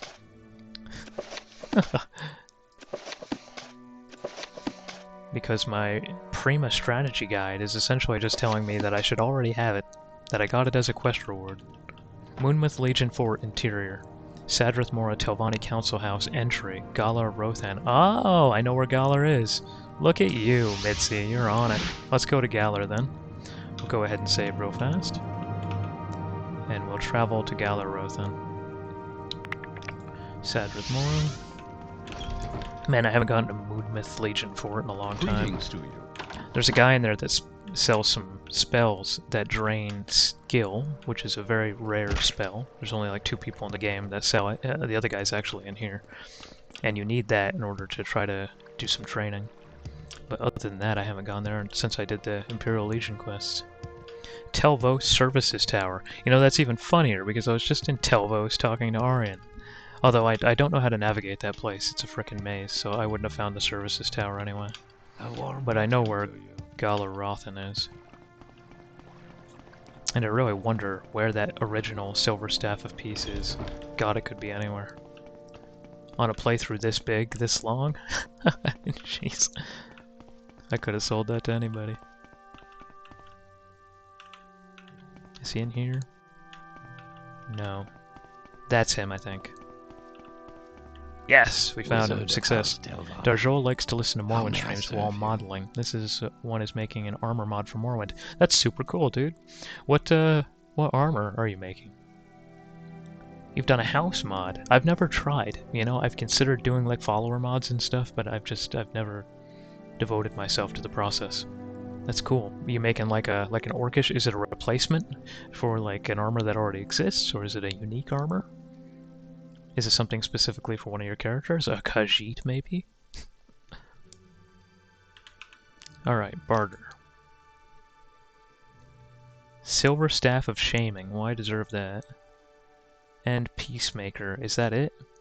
Oh, I don't know. So this is interesting.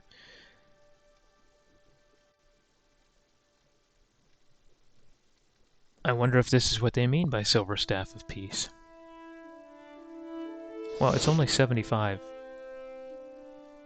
gold, so let's just buy it, right?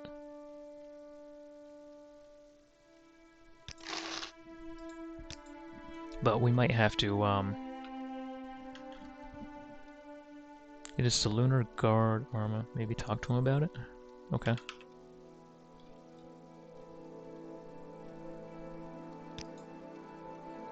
He does not have, he does not have a conversation option for the Silver Staff of Peace. We might have to go to Moonmouth Legion for it.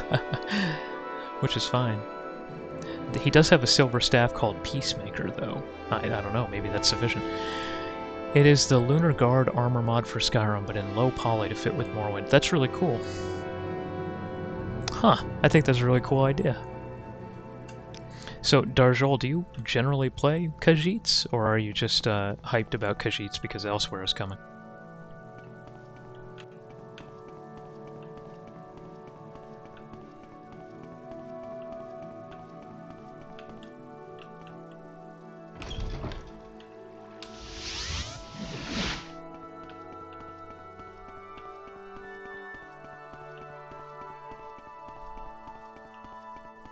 Khajiit always. So how long have you been playing Khajiit?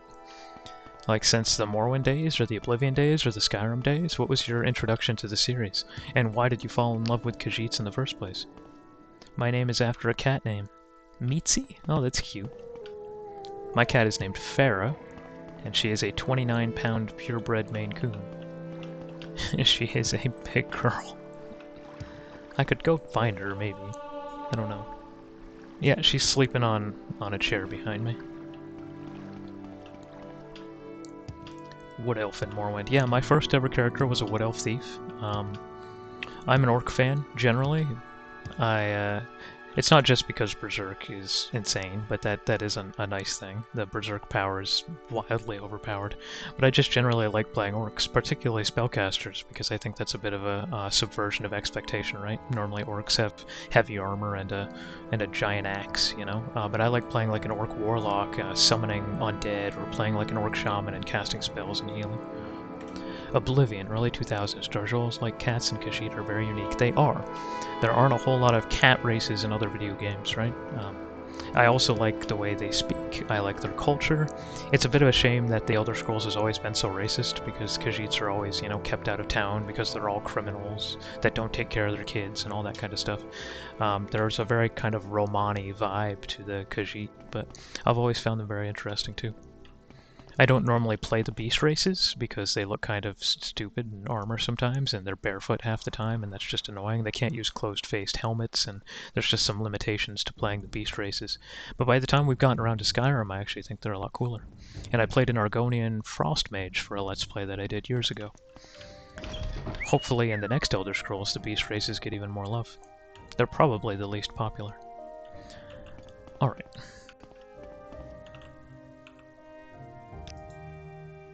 I got skooma on me. Alright, alright, alright, alright.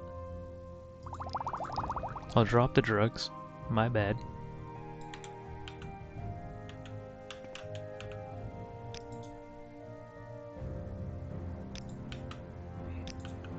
Maybe it's a more Telvani looking person.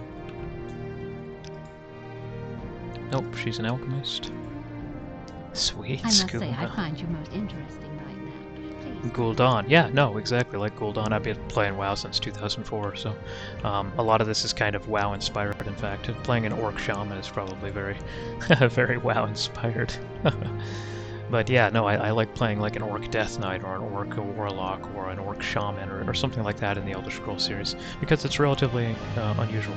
Most people don't play orcs like that. What about this guy?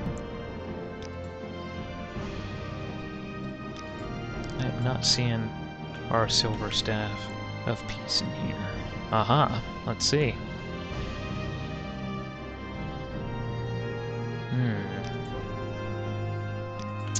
No. Maybe we must go deeper. I must say, Nope. I find you Nope, most not her. interesting right now. Please go ahead.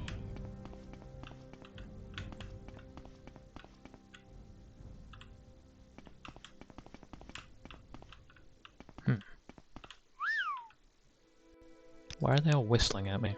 I feel sexually harassed. Alright, it must be this Peacemaker staff then. Like, this has gotta be it, right? Because in Moonmyth Legion 4... Is this Moonmyth Legion 4? Did I go to the wrong place? No, this is Moonmyth Legion 4 Interior. Okay, so this is the right place, but I'm not... Honestly, I'm not seeing a silver staff of peace in here, Mitzi. At least none of these people even look particularly Telvani, which isn't surprising.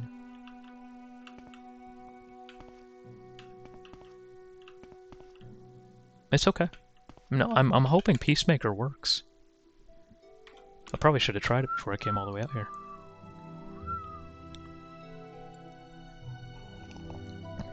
Also, in the interest of fairness, this is a heavily modded Morrowind. I got almost 200 mods here, and it's possible that a lot of these loot orders and these loot lists have been changed by one of the 200 mods that I'm using. So it's not like this is vanilla. Google isn't always super accurate as to where things are here. I suppose I could also potentially console command it. I don't remember all the console commands, but I could console command myself one. I'd prefer not to. The other option would probably be that Telvos tower that you talked about. I could go back there and see if I could find one there. But man, it sucks that they give you a staff quest reward. Yeah, so Turtle WoW is pretty cool. I have nothing against it, but Classic WoW has come a long way. I like playing hardcore WoW myself. I've been doing some hardcore characters on YouTube also. And I think tomorrow, on Wednesday, November 14th, a Darjol, Blizzard is announcing at their new Blizzard Direct convention that they're having, because they no longer do BlizzCons, there's going to be a big announcement about the future of Classic. We don't really know what it's going to be, but I presume there's going to be maybe some fresh hardcore servers and stuff like that. And if there are, I'll be playing. Maybe we could play together. I don't like retail as much. I do have a very geared Monk, Brewmaster, Windwalker, Monk on retail, and I tank plus 10, plus 11 keys and stuff like that, but I'm not a big fan of the War Within. I mostly like to play Classic WoW these days. I gave Season of Discovery a chance, but P1 was okay, Phase 2 was okay, Phase 3 was awful, Phase 4 was awful, so I've kind of abandoned that as well. Alright, let's go try to give this staff to Fast Eddie and see if he accepts it, and if he doesn't, we'll go from there. Let's try it. I'm hoping for some fresh era, maybe, or maybe like a fresh hardcore realm. I don't really know which I'd prefer. I'm going to play either one of them. If we are getting a new hardcore realm, I'm going to do an Orc Warlock for sure.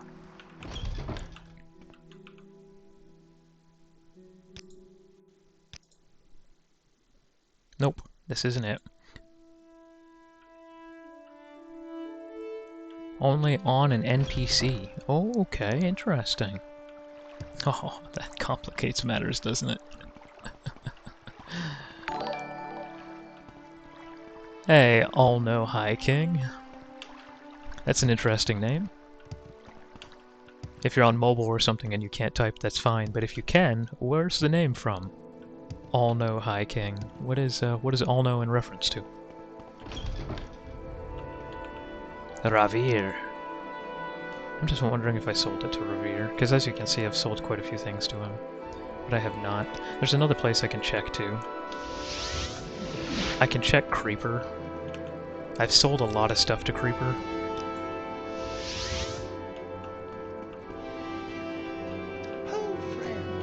I wonder also if I killed one of the other mouths, if they'd maybe have a silver staff of peace on them. Not very peaceful of me.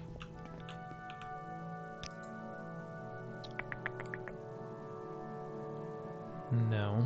I have sold him a lot of stuff too. I've sold him a lot of scrolls, as you can see, but no silver staff of peace was sold here either. Let's check Creeper real quick. And guys, don't judge me when you see Creeper's inventory. I needed gold, okay? I don't want any judgments here, alright? This is a judgment-free zone. You don't have to look at all of the things I have sold to Creeper. Is there a silver staff of peace in here? Oh! No! Oh! I was thinking that was it. I saw a silver staff that was enchanted. Galarothan, Cruelus Pontius. So staff is Cruelus Pontanian. Ooh. So I'm gonna have to kill Cruelus Pontanian if I want a silver staff of peace. What is this one? Silver staff of war? Silver staff of shaming? Hey! Silver staff of peace! We sold it to Creeper. We found it. That's the silver staff of shaming, silver staff of war, silver staff of peace. Thank you so much, Creeper, for selling this back to me. You can have some of this stuff in return. Oh my god. Holy crap. You can have this too, I don't need that. You can have this ebony broadsword, I guess. I need to get that out of my inventory.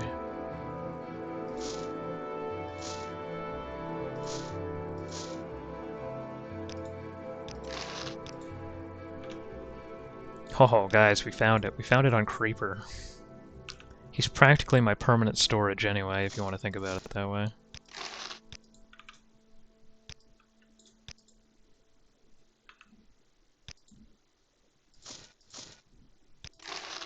Alright, good. We still have some pretty heavy stuff on us, like this glass tower shield. We should probably get rid of that. And we still have gold brand on us, too. But we'll hold on to these things for a little bit longer. Where, ma'am, where are your pants? Almost done with the boots for the armor now. Finished the helmet 2 weeks ago. Gonna do the shoulders next. I'm excited to see it. Whenever you're finished with it, or if you want to take like a screenshot of it and upload it to Imgur or something, I can click on that. But I think that sounds super cool. Is this your first ever Morrowind mod?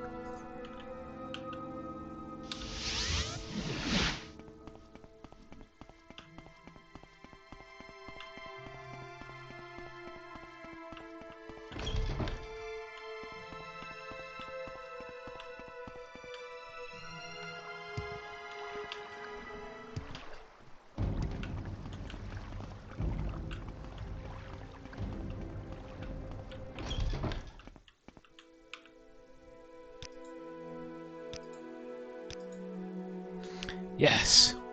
I've waited for years to become someone's mouth. I won't disappoint you. I'll go to the High Council Hall right away. If you want me to do any chores for you, just let me know. Boom! I released a clothing mod for the May Marathon. It's called Khajiit Nightshade Garb. Ooh. Khajiit, huh? So cool. Like, your Khajiit characters, do you normally play like, oh, there's a bat or something up here. Freaking out. Do you normally play like stealth archer sort of thing? That seems to be what everybody plays. Or do you do more of like a fire mage like Jhakri? Or do you play like a heavy warrior, heavy armor, two-handed sword? Like, how do you like to approach the Khajiit playstyle?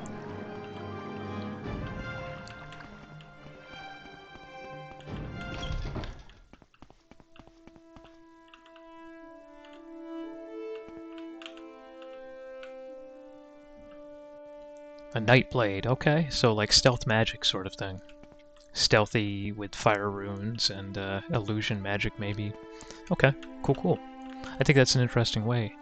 Yeah, illusion magic's fury is really nice. I love sneaking into a dungeon and then turning a bunch of high-level enemies on each other and then they all just kill each other for you. But also if you have a follower, there's a lot of illusion magics like bravery and reinforcement that'll help to increase their armor, and that's really cool. Invisibility obviously is awesome. Being able to charm people is super nice too. So no, illusion's really fun. I think it's a really powerful school of magic. Normally when you think illusionists, when you think Nightblades in general, you think more Dunmer, you think more Dark Elf, but I think it fits Khajiit relatively well. That's cool. Alright, where do I put Goldbrand? I'm kinda out of room. I don't want to move my Chrysamere, which is here, or my Ice Blade of the Monarch, but I'm just kinda out of... There's my Maroon's Razor. How sad is that model, by the way? For Maroon's Razor. It's a sad one. But I gotta drop Goldbrand somewhere. I could just, I guess, drop it right across the top. Or maybe I can sneak it in here. Let's see if I can sneak it in.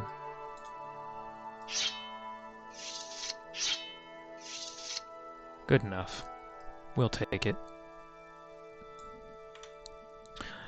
Rajin, the Khajiit thief god, was definitely a Nightblade. Damn, you know your lore, man. you're dropping the lore on us. Look how cool the Goldbrand looks, though. The gold katana. And I might even turn it into Eltonbrand in this playthrough. I've never actually done that. I've never gone all the way to upgrading it. You have to be a vampire, and there's a bunch of other criteria that have to be met, so I've never actually gone through with doing it.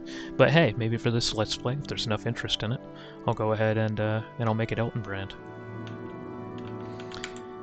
Alright, we need to get this glass tower shield out of our inventory, too. Not really sure where to put it. We can just put that downstairs, maybe. Yeah, there you go. We have a full trunk of just glass armors, just in case we want to enchant something else. And whenever I get a cool glass piece, I always throw it in here. But this is my first glass tower shield. I have 2 of the regular glass shields. I used this bound shield because I have a ring. It's actually named after a viewer that used to come all the time, although I haven't seen him in a while. His name was Mogodon. And he was complaining that the stream was too dark, which is often the case with Morrowind. It can be very dark. So I made a constant effect ring that has Night Eye 14 points on it, and it lights the whole world up, so it's way easier for you guys to see when I'm inside interiors or when I'm doing dungeon delving. So I named the ring after him. And the ring has Restore Health and Bound Shield on it. So I just constantly have this free Daedric Shield, and whenever it gets low on condition, I can just take the ring off, put the ring back on. While making love to her, look what I got here. I've got, boom, Ring of the Khajiit from Mafala herself. Although she did not tell me that the last owner was raw-dogging her and took it from her. Invisibility for 30 seconds, Fortify speed 10 to 20 points for 30 seconds. I actually think it's one of the weaker of the Daedric artifacts in Morrowind, but it's definitely a cool one. The Amulet of Shadows over here somewhere. I find a absolutely outrageously powerful item. The 80% Chameleon for 60 seconds. Pfft, stupid. It's better than this in some ways. I mean, invisibility is still really nice, but the Chameleon is just as good if you have any points in sneaking at all. But yeah, no, cool ring. And when you pair it with Mafala's skill, which you can only get by completing the Threads of the Web Spinner, which is probably the longest, hardest quest in all of Morrowind. You get this Chameleon 50% for 60 seconds on self, Fortify attack 10 points for 60 seconds on self. And this Mafala skill is just such an outrageously strong spell. It only costs 30 mana.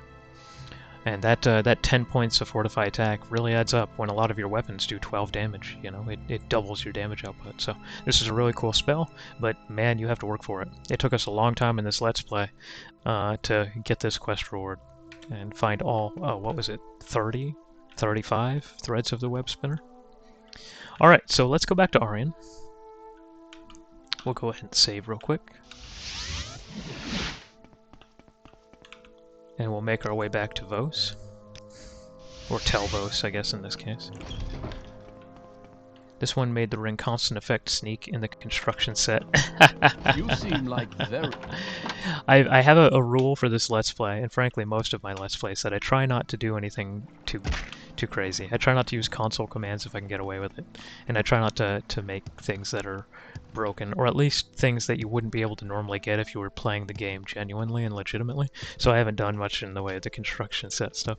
This character is already so outrageously powerful that I feel like anything else would be just egregious. I have to keep turning the difficulty up to make sure that things are actually dangerous to me. I don't know how many people ever even mess with the difficulty slider in Morrowind, but once you get to a certain level and you just get strong enough, you can't just have this on 0. You're just too strong. I can spare a It's the few power of the moments, Chim. if you Oh care yeah? to talk. Okay.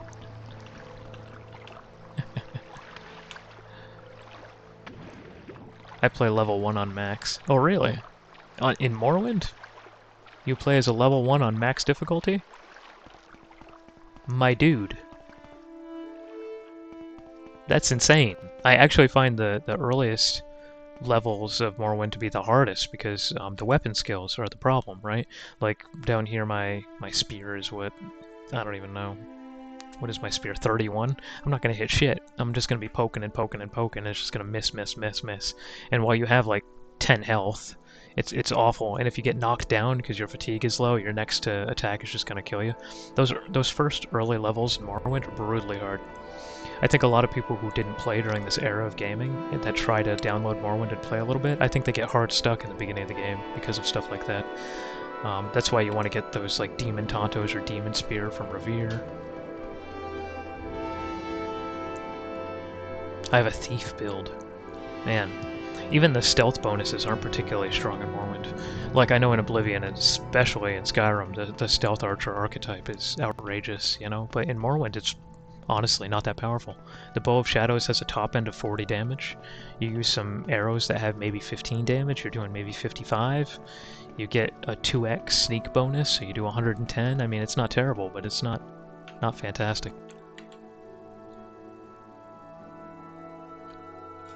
Thief builds are fun, but I don't think they're nearly as strong in Morrowind as they are in some of the other versions of the Elder Scrolls. In Skyrim, it's too strong for sure. 15 is Daedric Arrow. Oof. Yeah, exactly. You have a bow of shadows with Daedric arrows, and you're doing maximum 55 damage on a shot. Whereas I have just this ebony axe that I enchanted, does top end 37 chop, and then does 30 points of shock damage that's guaranteed. So, 67 damage high end, and I can just swing it and swing it and swing it. Darjol likes the mods that add in Azura's Throwing Star. Yeah, no, that's really cool. I have Azura's non-throwing star. I suppose I could throw this. It's worth 2 million gold right now because I put an Ascended Sleeper inside of it. Alright, what do you have to say now about my mouth?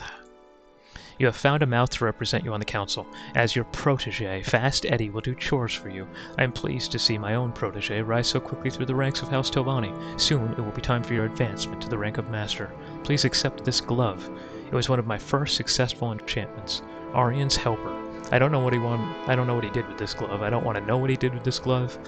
I don't know why he enchanted a glove and named it Arian's Helper. It's probably crusty. And of course, the mod that makes Azura into her Khajiit version of Azura. Khajiit Azura? Okay. What Khajiit gods are there? Most of the gods take some kind of almost Dunmer appearance, usually. Thank you for the follow, Mitzi. Okay, let's see. Will you advance me now? You must perform more chores. I swear to fucking God. How many more things do I need to do? The other great houses have also built strongholds, without the Duke's charter. Ooh, tisk tisk. While we Telvani can defend our holdings, the other houses cannot. I want you to visit the Lalu stronghold. Uh-oh. I want you to visit the Lalu stronghold of Rethan Manor and retire the Lalu noble, Renasta Rathan. Okay, so I'm about to go to your house, Darjol, and fuck it up. I'm about to retire the Lalu noble. Yeah, Darjol, he's in crisis. It's on the Odai Plateau. Follow the Odai River south from Balmora and you will see it on your right. Go there and slay this young Lalu noble. You know what? With fucking pleasure. We're gonna go take what's ours. We're going to establish Telvani hegemony. And it's gonna start right here. How should we kill this guy? We have a lot of different options. So I made some extraordinarily powerful items too. Like, look at this stuff I enchanted. I enchanted a ring called Spirit Bite that paralyzes for 7 seconds, and it damages health 40 to 50 points a second for 5 seconds. So it stuns them and takes 250 points off their health. I'm searching for Morrowind contents like Skooma, Rabid. The Khajiiti Pantheon mostly has the Aedra and the Daedra, but there's also Rajin, Bondar, and Riddlethar. I've heard of Bondar, although I think that was probably the Elder Scrolls Online. And then look at this Vampiric Ring. Absorb Fatigue, 20 to 30 points, and Absorb Health, 20 to 30 points for 10 seconds. That's absurd! Maybe we hit him with the Vampiric Ring. We use Mafala's skill to sneak up on him.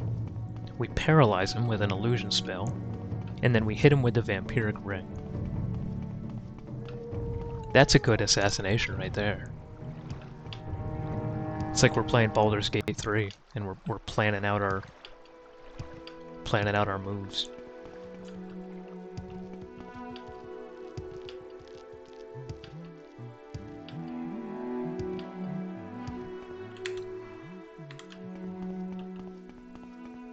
Is it up here?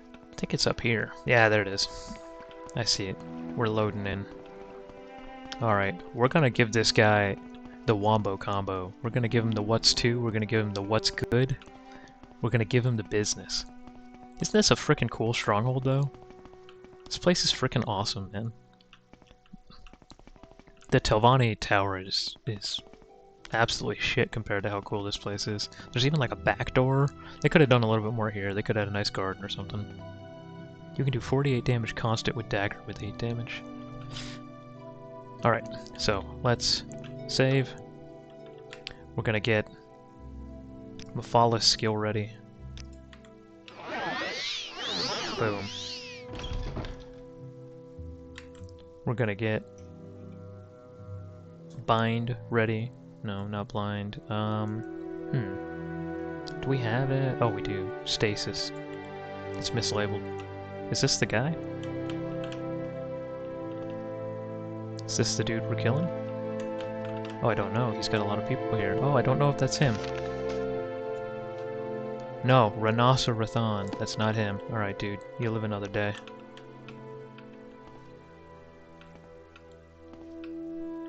Nope. Okay. We'll sneak upstairs then. Sneaky, sneaky. Oh shit. Oh, we found him. Alright.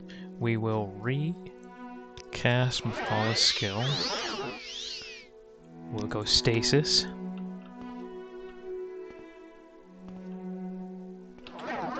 Now you die! Target resisted magic. My man. That's okay. We can hit her with the spirit bite. Let me live. Oh, that's gonna kill her. That's gonna kill her. Boom, dead. Wow, spirit bite chewed her a new asshole. What a ring. God damn. Alright, did we get a bounty for that? We did not. Oh, okay. Her slaves hate her. The Book of Dawn and Dusk. We got an ebony longsword here. Yoink. We got a chest with 53 gold. Yoink. We got some flint. That's ours now. We'll take that. We get Journeyman's Probe. Fuck it. Repair prongs. Ebony darts. 2,000 gold apiece. What?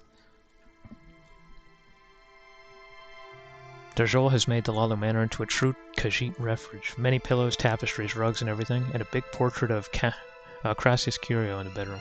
Oh, okay. Okay. I like not only that you make mods, but you make mods more just for yourself and your own type of roleplay. I think that's really cool.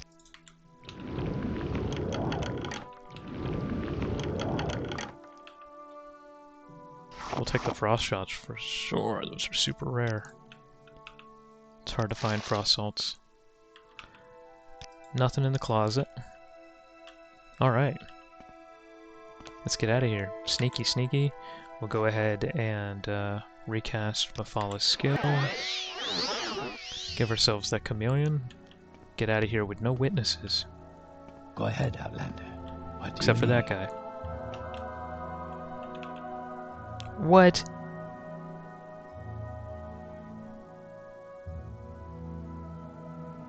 Wow. She had a lot of shit she could have used on me.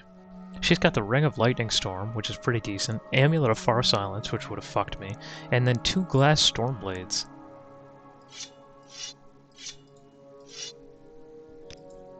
Interesting. Well, she's dead now. We did it. We assassinated her. Okay, I didn't get a journal entry when I killed her, which is concerning. But maybe I don't need one. Is there anything in this tower?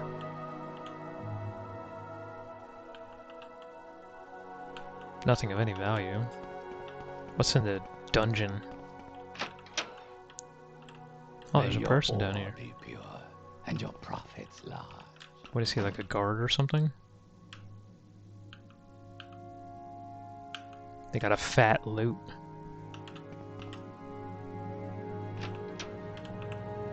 You're not supposed to be here, Telvani. Okay. Wealth beyond measure. Alright, alright, alright. Have a nice day. Understood. Understandable. Alright, so let's head back, I guess, and turn this in. That didn't go as smoothly as I wanted. I can't believe she resisted my paralysis. I don't know what % chance she has to do that, but I would guess probably around 5. So we got a little unlucky with our assassination attempt. Oh, and the tower is Darjol's personal tower. Threw most of the Dunmer out except for Lady Dren. Okay. You got a nice setup, man. And I like that you added a bunch of pillows and tapestries, and I bet there's skooma out the ass. I don't want to, Motto's mother. I don't want to be too prejudiced, but I bet you have some real good skooma pipes in there. You know you do. Don't deny it. You probably have a skooma pipe that you took to scale and you made it like fucking 500% size. You've got this like 6-foot fucking skooma pipe in there. Don't you lie to me. Is there like a whole skooma corner? Yeah, sweet sugar, of course. You've got a whole moon sugar fucking corner. It's Breaking Bad in the basement, isn't it? You have a bunch of apothecary stuff. You have like calcinators and retorts. He's refining the shit out of moon sugar in his May you stronghold. find all I that know. you seek, I child. know. What do you want, Outlander? It's funny.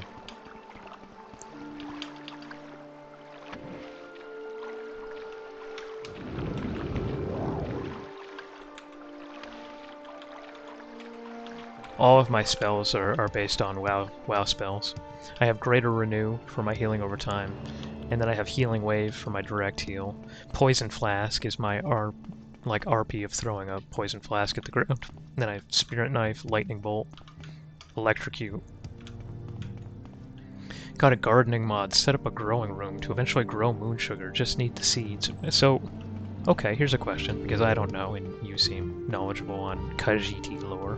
What is moon sugar from? Like, what plant is that from?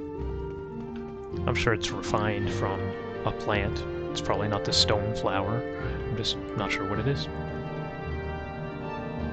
The poppy?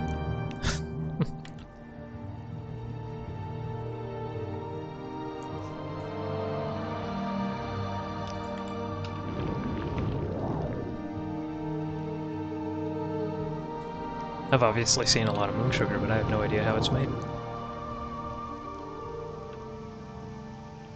If I were to grow my own, what plant would that be? It grows in the moonlight, like sugarcane, in the Tenmar forest. Okay, so it's like a sugarcane plant. I'm sure it's not called moon sugar, or maybe it is. Maybe it's called moon sugar cane? And then you just chop them down, burn them, grind it up into a powder, just like sugar is processed, I suppose. I didn't think the whole moon sugar thing was really that literal, but I suppose it is. Could you move? Thank you. It wouldn't be Morrowind if NPCs weren't standing in narrow doorways. Damn Emperor. Damn Emperor, he says. Agreed. You are a credit to your house. Thank you. Chores. The Redoron stronghold of Indaris Manor also deserves a visit from House Telvani. Damn. Retire the young Redoron noble. Abandon Indaris. Wow. This is very mafiosa of us. It's like, hey, abandon Indaris. That's an awfully nice stronghold you got there. It'd be a shame if something were to happen to it.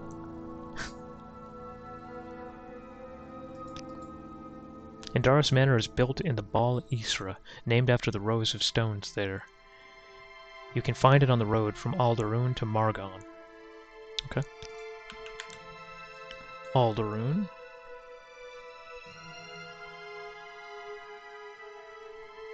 There's Alderun to Margon, so it's in here somewhere? Oh, it's actually marked on my map. I've never been there, but it's right here. Okay, so we can take a Silt Strider up. We can get there pretty quickly, I suppose. Recall.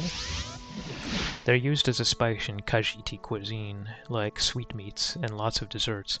Khajiit have built a resistance to it. Skooma was originally for ceremonial stuff. Ah, like Dune.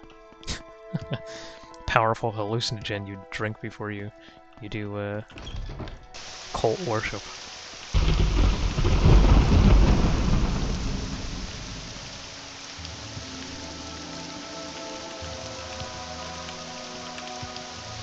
I don't know, a Khajiit telling me they built a resistance to it sounds a lot like a high school We make a stoner special telling me trip it doesn't just make them that high. Same low price.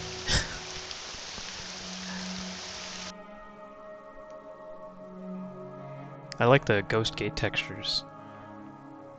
I don't know what mod that is, but the Ghost Gate is like a bunch of curved daggers, and in each one is kind of curving towards the mountain, and then there's like a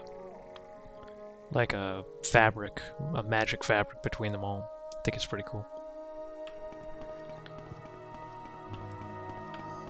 Oh, look at that. That's gorgeous. That's beautiful. That's very Morrowind for you. One puff KO.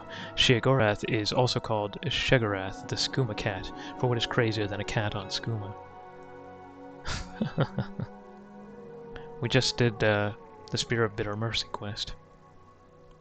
Yeah, I think this is really, really pretty for a 2002 game, even if we've modded some of the graphics. I wouldn't even consider this low poly. It looks pretty good, honestly. And you can actually watch the sun come up and down. Ooh. Like, you can see it setting now, and the ambient light is actually diminishing as the sun sets. It's all in real time. I don't know if the original Morrowind did that, but this modded version of Morrowind does. And you can actually just, like, kind of sit with your espresso, watching the sunset.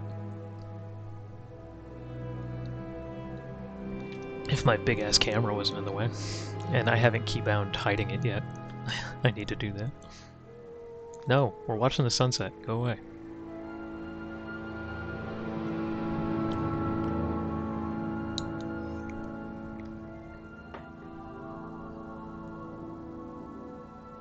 It's really cool. I don't know. I like it. I suppose I could show you our character. It's just going to take me a little bit to get my helmet back, but... there's her face. And if we leave it for a second, it'll probably zoom around us. I had to add some things to add different faces and hairstyles because the Morrowind textures are really bad. But I think it did an okay job with our Orc Shaman. A little taller than I would have liked. There needs to be a sit animation mod like Lotus Sit. That would be cool, right? Or like a lean back against the wall sort of animation.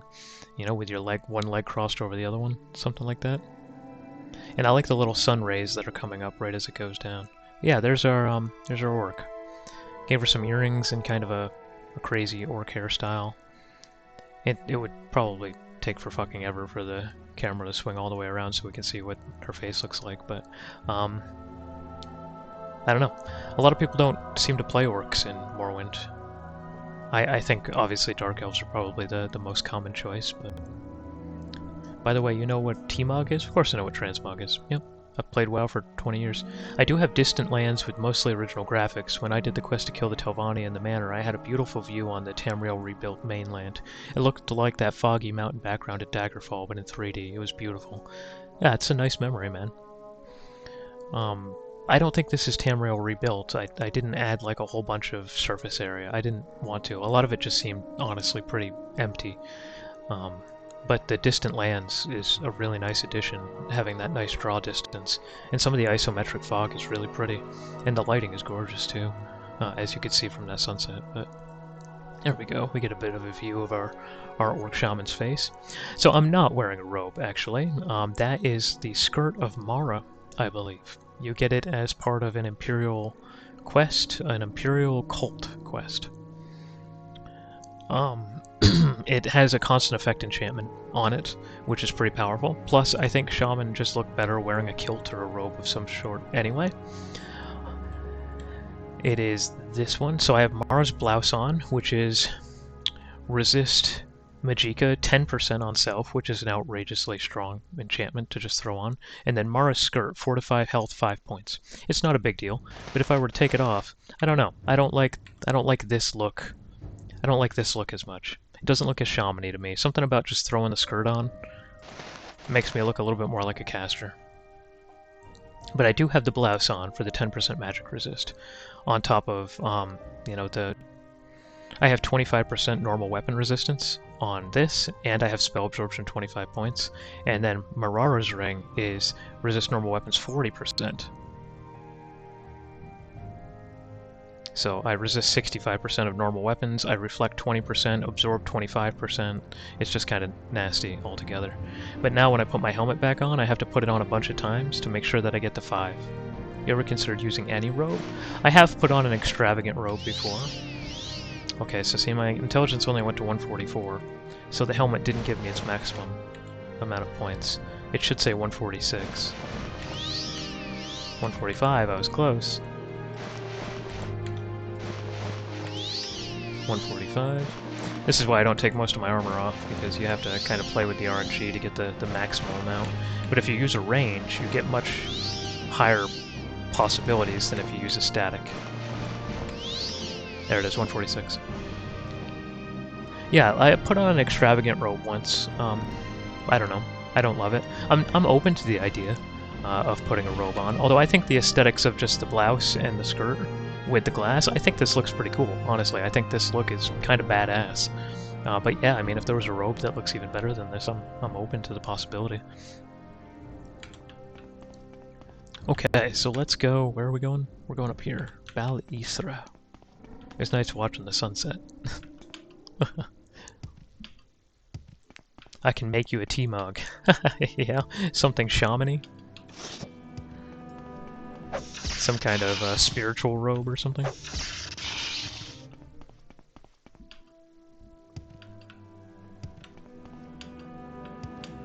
And wow, my shaman looks pretty cool.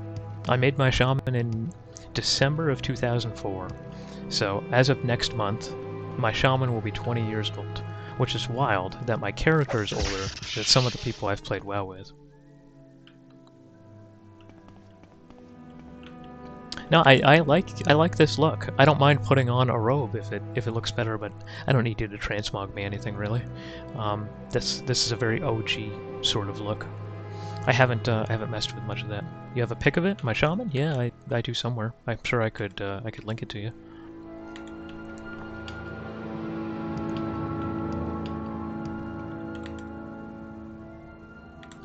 It's mostly my shaman's shirtless. Like I have no chest or shoulder armor.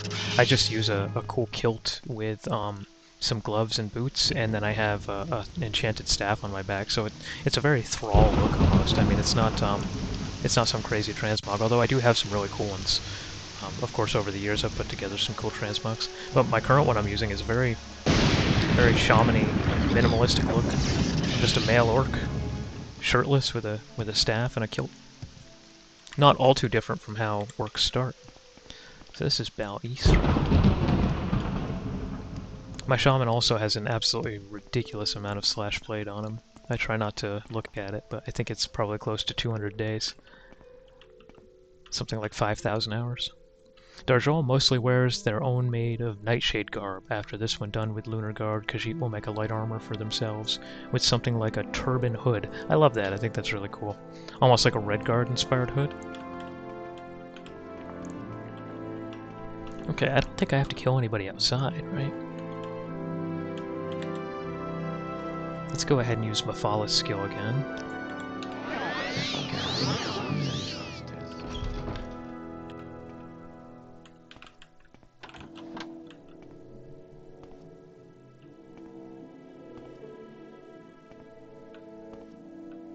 Wow, this place is huge.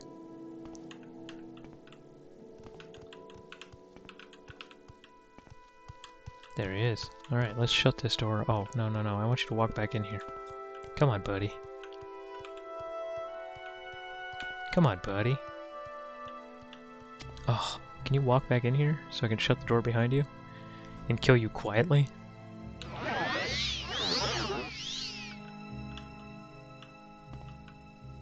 Oh. We got it. Alright, now let's paralyze him and then poison him.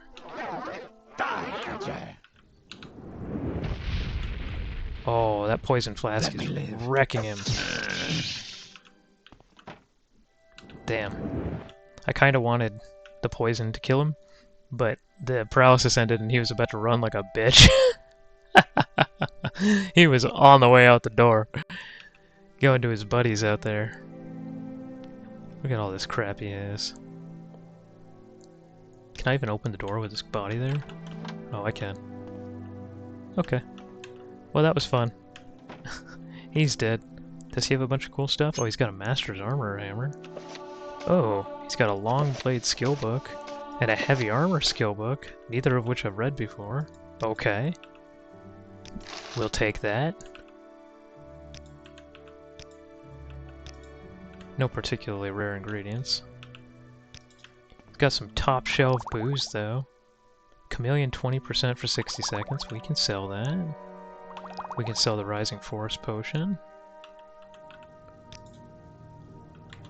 Alright, we're gonna have to crack this one open with a pretty good one. Expert lock. Boom. Grandmaster probe, huh? Jeez. We'll use a journeyman's probe. Unlocked, untrapped, 267 gold.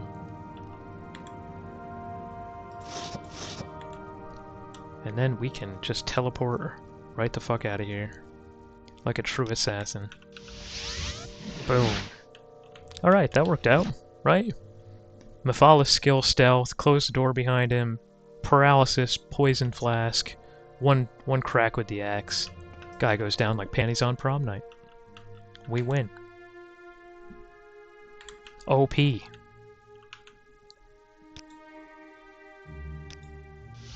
Probably not as OP as your level 1 crazy thief build that you have. But Greetings to you. we did it.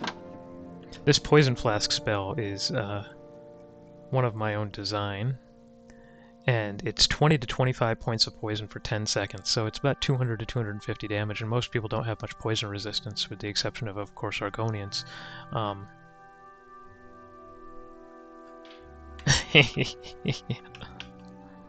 Poor guy.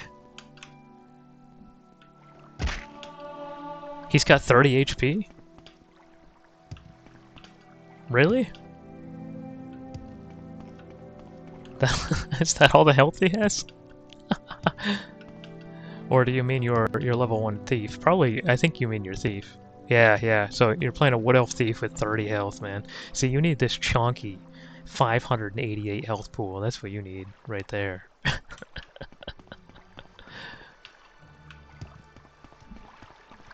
And you'd be surprised how fast enemies can go through that too, especially if you get knocked down.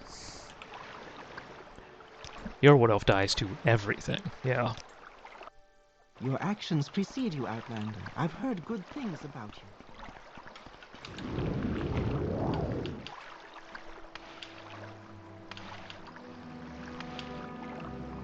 Have you ever considered streaming or making like a YouTube channel, Darjol?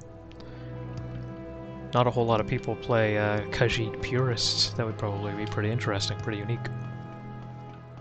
Or 2 rings with 47 Sanctuary. Oh, interesting. So is Sanctuary that Morrowind mechanic that like gives you a chance to just avoid damage? Just kind of dodge, I guess. But it works for like magic and everything else. I think that's how that works. I've heard about enchanting like boots and belt and gloves and rings and stuff with Sanctuary and then just essentially being unhittable. With high agility and luck, yeah. With the 100 agility and 70 luck, yeah it is, okay. I've heard about those kind of builds. I've never actually tried one, but I've read that that's a thing. In Oblivion 2, I believe there's some ways to essentially become unhittable. There's some kind of combination of gear and stuff. Yeah, I mean, and that's not probably even that unusual. Non-magic. Morrowind has such an absolutely awful magic system that I think most people play pretty limited magic. The only thing that allows this character to sort of be viable is because I have a mod that gives me the Oblivion style mana regeneration. It's not quite as egregious as Skyrim, but it does give me little kind of trickles of mana. Darjol is a bit shy, just like to play for myself and make some models. Maybe joining the TR team sometime. That'd be cool if you joined the team. I'm sure they need help, right? They're always asking for 3D modelers especially.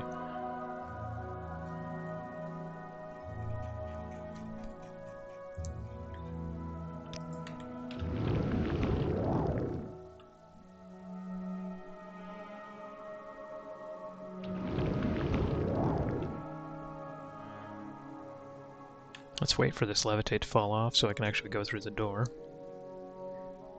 Maybe this will be enough to become a master of House Telvani, guys.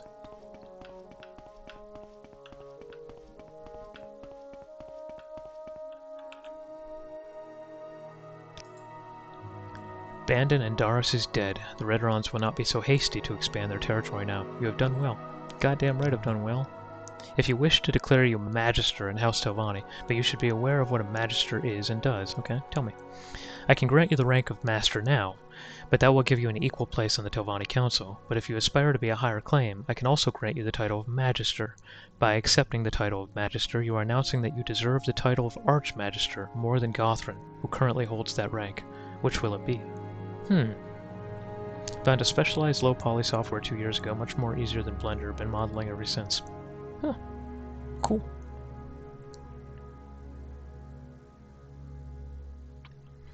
So, I suppose...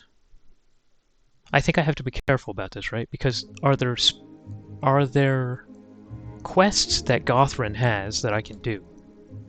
I wonder if this is a permanent decision, too. I don't want to take the title of Magister and then have Gothrin be hostile to me, and then I can't do any of the quests that he might have, you know? Sort of thing.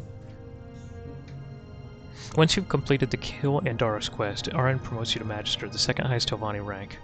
To become the new Archmagister, you must secure the support of all the Telvani counselors, minus any you may have murdered along the way. And if the other counselors won't support you, you kill them as well. It's the Telvani way. If you have already started your main quest campaign to be named Telvani Hortitor, the counselors' numbers may already be reduced. You have to kill Gothrin in that campaign. He wouldn't vote for you there, and he won't here.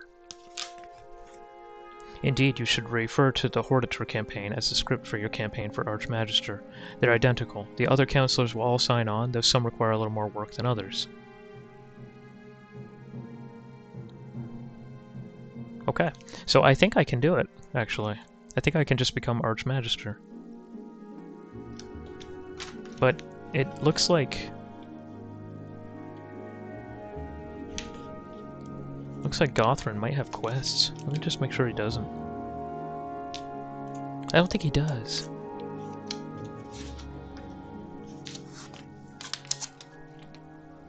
Okay. Be sure to do so before killing Gothrin. If you try to get the journal entries after you've killed Gothrin, the counselors will not assign you chores anymore, and instead will... Okay. So yeah, you googled it real quick. It looks like what I can do is I can take the Magister title, and then I can go to each one of the counselors and try to get their support, I suppose, and then kill Gothrin. And I think I have to kill him over the course of the main quest anyway.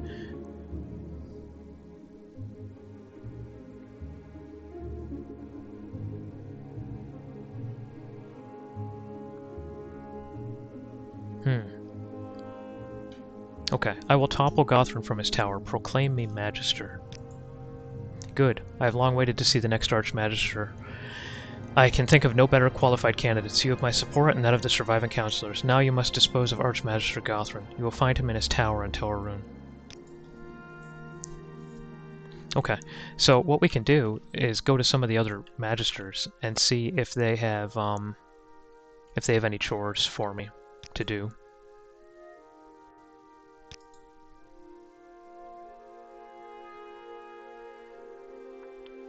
Telrune, Telvos, Telmora, Telbranora, and Telnaga.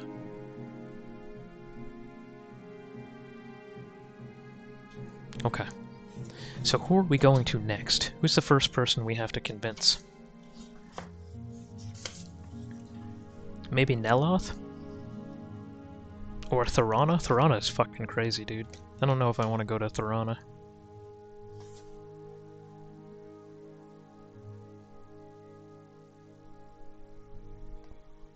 But yeah, maybe we can do Thorana. Alright, let's see. Let me take a piece of scrap paper. This'll work. And let me write that down. We're writing stuff down. That's the stage we're at now. So we got Telrune,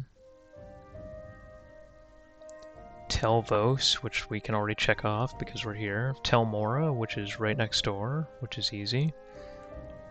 And then Telbranora. And then Telnaga. I think Fear is at Telnaga, right? Maybe not. Where's Baladas? I forget where Baladas is. I think he might be the one that's in, like, one of those far-off Imperial places.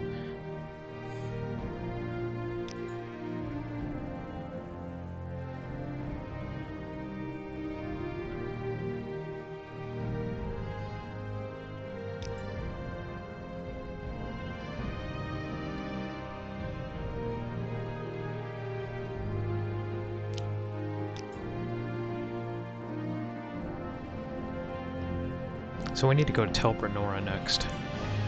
Okay, that's fine. Let's go to Telbranora and do her quest.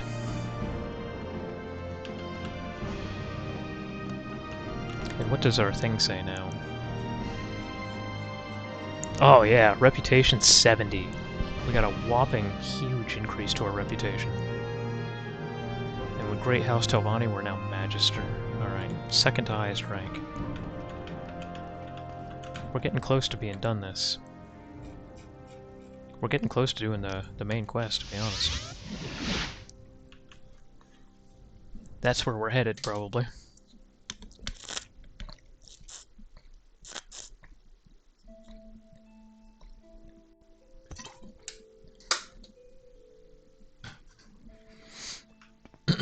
Alright.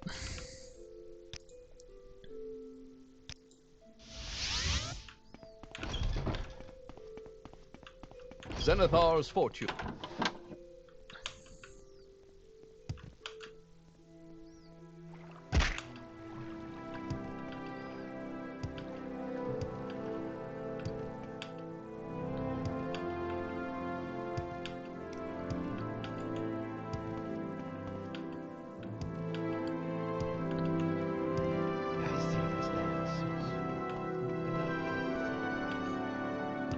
I think Master Neloth is in here. What I wanted to tell you earlier is that I can make one piece of choice and make a full set look like T-Mog of choice from the in-game clothes and armor, without the armor price. Huh, that's interesting.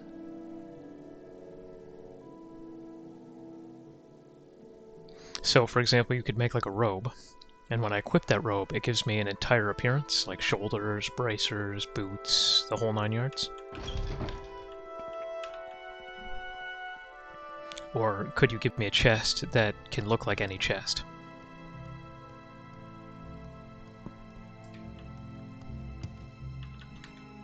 Yeah. A lot of OG Morrowind models can be easily kit bashed and reshaped too. I took a Khajiit head mesh and some vampire teeth for the helmet, and then just made a new UV wrap on the downscaled textures from the Skyrim mod. Interesting. That's pretty powerful. So have you done that for any of your characters? Have you made any transmogs, quote unquote, that are really cool?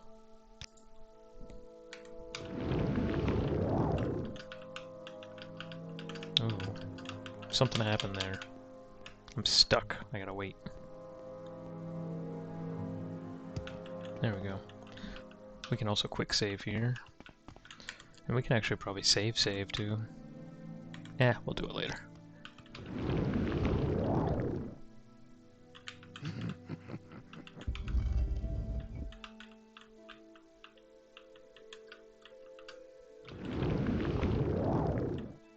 How far up this do we have to go? I hate these Telvani places. They're so difficult to navigate. Especially when you're a tall-ass orc and you get caught on everything. Welcome, friend. You're nearly a legend around here. Please, I don't recall talk. inviting you into my tower, he says. Chores. I have a certain interest in a robe, which is in the possession of one entirely unworthy. The robe is known as the Robe of Drake's Pride. At the present time, Sinise Thindo wears the robe of Drake's Pride. She is the servant of Master Gothrin in Telarune, and a mere child of 200 years. She does not deserve the robe.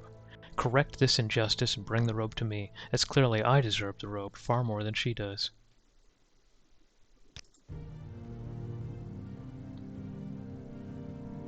So we have to go to Telarune anyway. So... that levitate came out a little late. You have Discord? I do. I'd have to get you a link to it.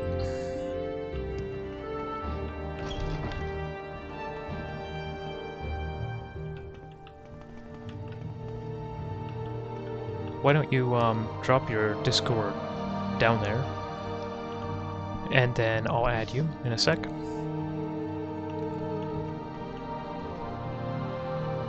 I don't think I have any of those things set up. Give me a sec. I'm gonna close the stream real fast, and because I don't play in windowed mode, so if I want to alt-tab out, I have to close all of Morrowind. But just stay here in Twitch chat, and I'll turn it back on in a second, and I'll get my Discord going. I'll post my info for you in the stream chat. Give me 1 second. We'll go ahead and save.